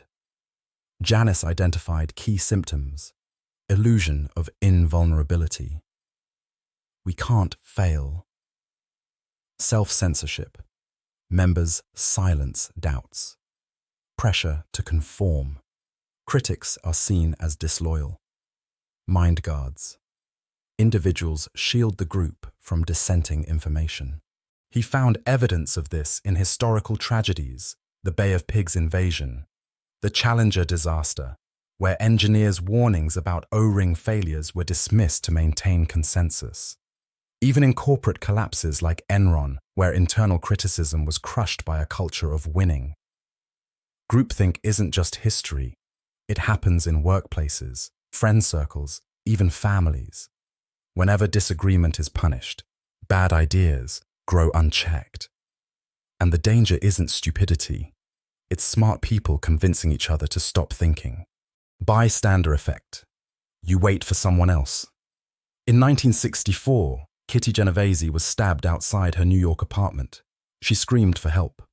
Lights came on in nearby windows. Dozens reportedly heard her cries. But no one called the police. Not until it was too late. This shocking case became the catalyst for research into what psychologists call the bystander effect, the tendency for people to do nothing in an emergency when others are present. Psychologists John Darley and Bibb Latané conducted a series of experiments to understand why. In one study, participants sat in a room filling with smoke. When alone, most reported it within seconds. But when placed with passive strangers who ignored the smoke, over 75% stayed seated, saying nothing. The reason? Two forces: diffusion of responsibility. Each person assumes someone else will act. Social proof. If nobody else is reacting, you doubt your own perception. Maybe it's not that bad. Maybe I'm overreacting. The larger the crowd, the stronger the effect. Ironically, being surrounded by people can make you feel less responsible, not more. The bystander effect isn't about cold-heartedness. It's about how our brains, wired for social cues, falter under pressure.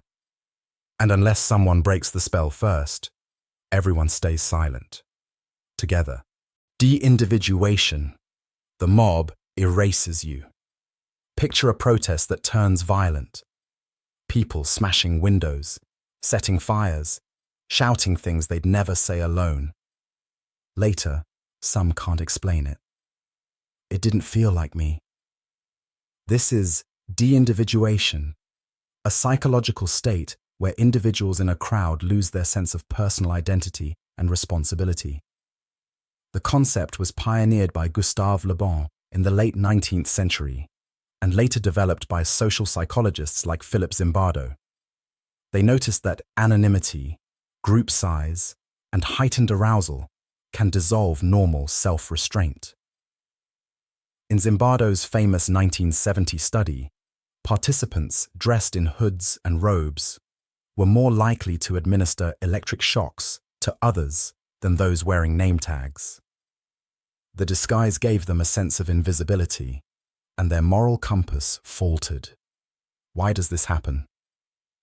When you feel anonymous in a crowd, accountability drops. You feel less likely to be singled out. Conformity rises.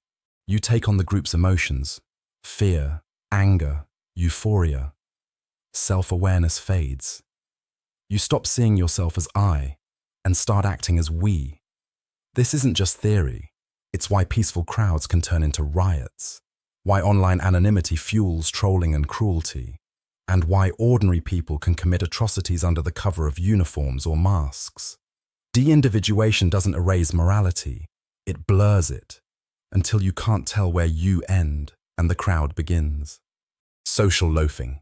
Groups make you lazy.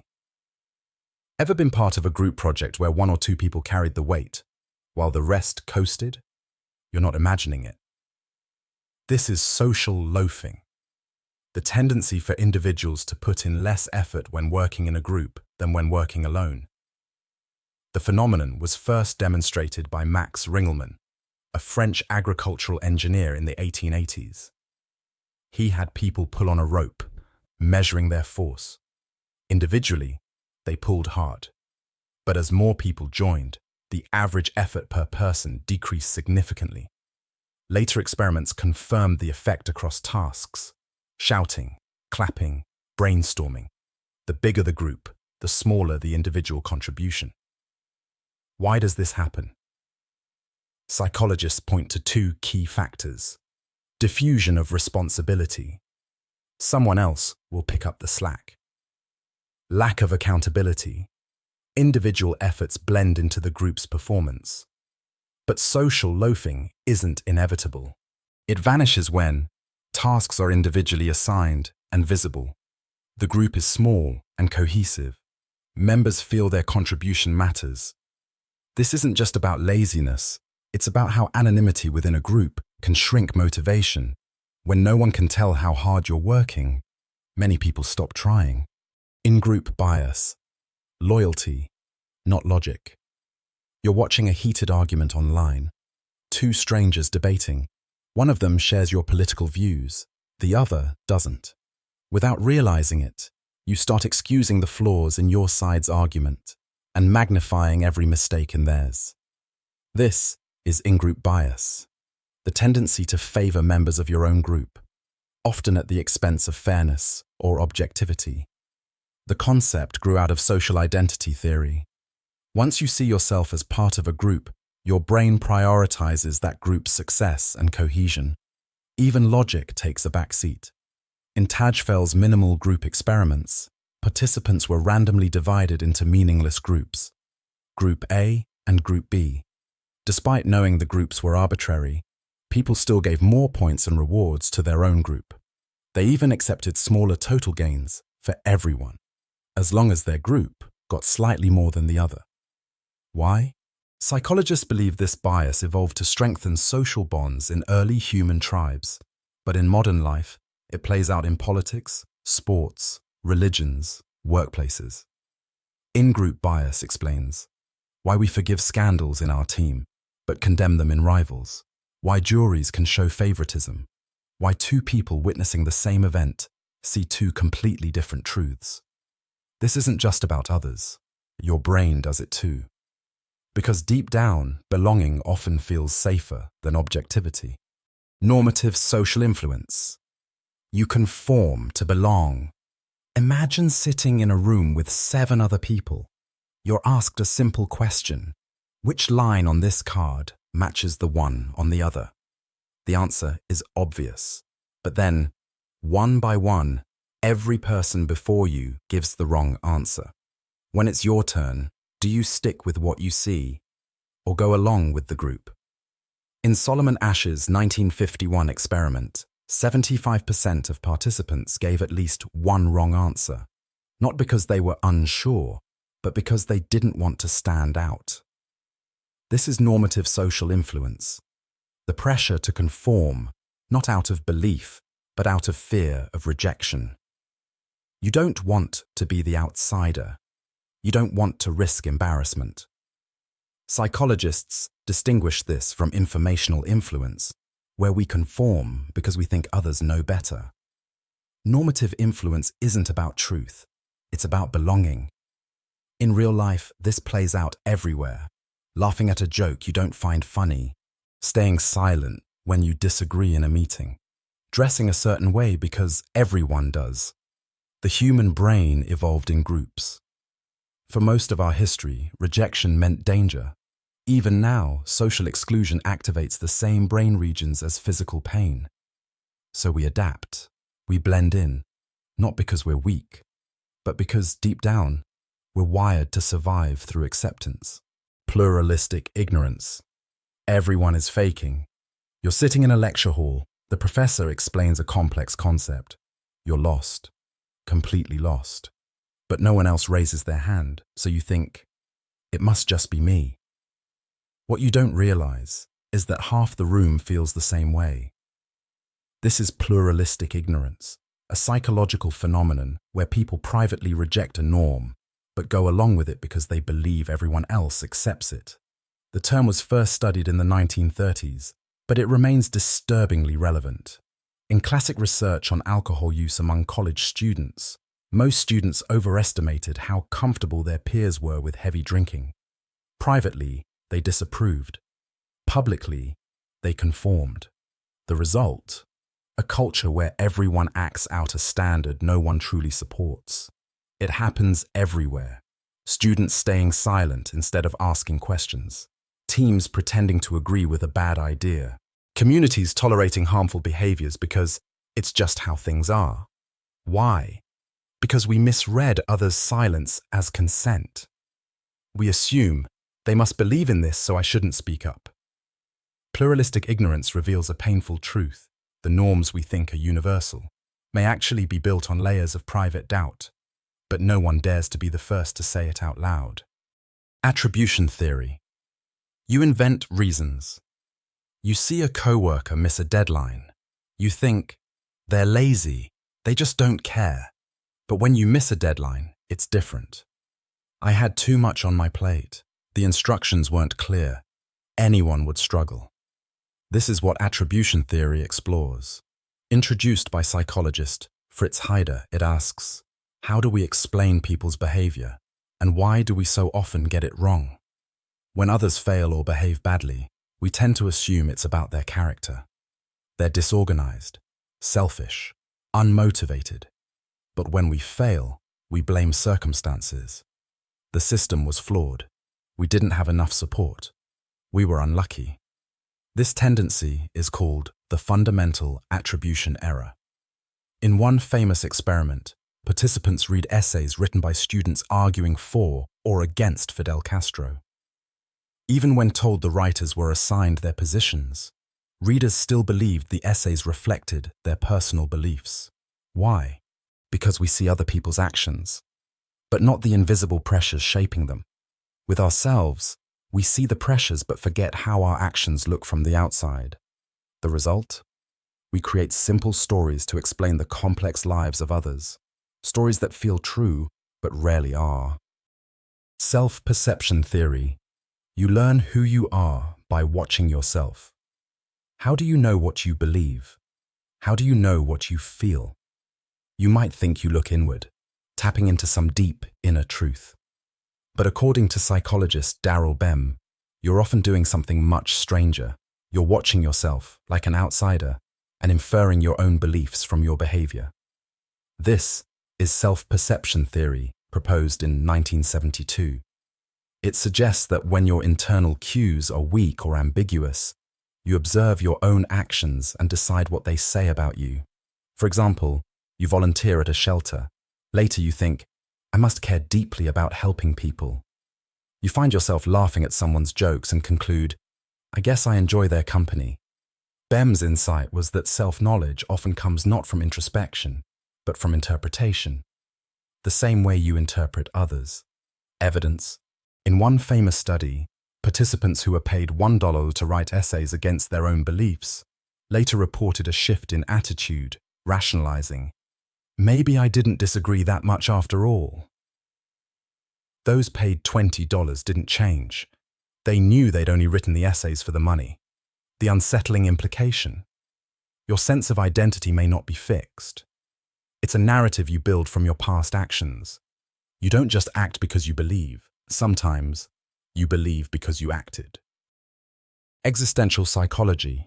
Freedom is a burden. We celebrate freedom, the power to choose your own path, define your own meaning. But what if that very freedom is also a source of anxiety, despair, and paralysis? This is the foundation of existential psychology, inspired by philosophers like Søren Kierkegaard, Friedrich Nietzsche, and later psychologists like Rollo May and Viktor Frankl. At its core, the theory confronts a haunting truth. Humans are free to make choices, but with that freedom comes responsibility. And responsibility means we alone must give our lives meaning in a universe that offers none. This confrontation leads to what existentialists call existential anxiety, the dread that arises when we realize there are no absolute answers, no guaranteed purpose. Rollo May wrote that anxiety isn't always bad. It's a signal, a tension between the freedom to act and the fear of consequences. But when people try to escape this anxiety, by conforming, numbing, or handing decisions over to authority, they risk losing authenticity. Viktor Frankl, a Holocaust survivor and existential psychologist, saw this firsthand. In his book, Man's Search for Meaning, he argued that even in the worst suffering, people find strength by creating their own meaning, not in avoiding pain, but in choosing how to respond to it. Existential psychology doesn't offer easy comfort. It tells us life has no inherent purpose. But that's not despair. It's opportunity. You are the author of your existence, and the blank page is terrifying, because it's yours alone to fill. The looking glass self. You are who others see. Who are you? Are you the person you believe yourself to be, or the person others reflect back to you? Sociologist Charles Horton Cooley proposed a provocative idea in 1902. We form our sense of self not in isolation, but by imagining how others perceive us. He called it the looking glass self, because we see ourselves like a reflection in a mirror. Here's how it works. You imagine how you appear to others. You imagine how they're judging you. You develop feelings, pride, shame, confidence, doubt, based on those imagined judgments. It's not about what people actually think of you. It's about what you believe they think. This process begins early. A child praised for being smart may internalize, "I am intelligent." A child mocked for clumsiness may carry, "I'm awkward," into adulthood. The reflections of others become the raw material for identity. Modern research supports this idea. Studies show that self-esteem often correlates more with perceived social acceptance than with objective traits. But there's a paradox. The mirror isn't always accurate. People's judgments are filtered through their own biases. Yet those imagined reflections still shape your reality. The looking glass self reminds us, you're not just who you are. You're who you think others see. Ego dissolution, when you stop being you. What if the voice in your head, the sense of I, suddenly vanished? No fear, no pride, no boundaries between you and the world. Just pure experience.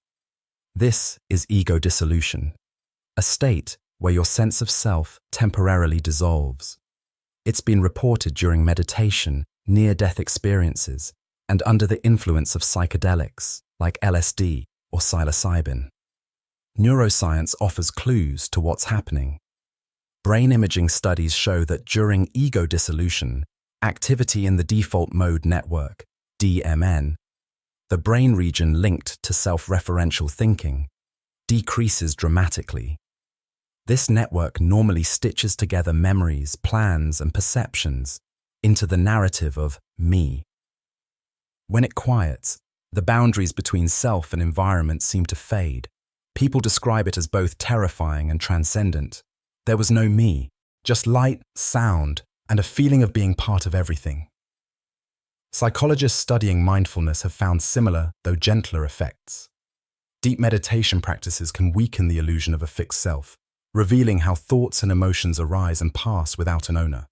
The implications are profound. Ego dissolution challenges the assumption that your identity is solid. It suggests the self may be more like a process, a story the brain tells to organize experience. And when that story stops, you don't cease to exist. You just see that you was never as fixed as you thought. Metacognition. Thinking about thinking. Every thought you've ever had felt automatic. Desires, fears, judgments. They just happen, like weather across your mind. But what if you could step back? What if you could notice the thought without being consumed by it? This is the power of metacognition, the ability to think about your own thinking.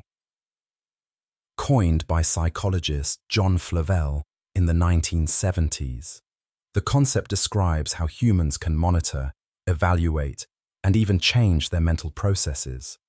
It's what allows you to catch yourself mid-spiral and say, wait, am I overreacting? Or to recognize, I'm not bad at this, I just haven't learned it yet. Neuroscience shows this ability is linked to the prefrontal cortex, the brain's control center for reflection and planning. Stronger metacognitive skills are tied to better learning, decision-making, and emotional regulation. But it's not just about performance. It's about freedom. Without metacognition, you're at the mercy of every bias, every impulse your mind generates. With it, you create a space between stimulus and response, a space where choice lives. The 99 theories before this have shown you how fragile, biased, and malleable the mind can be. Metacognition is how you take back control. You are not your thoughts. You are the one watching them.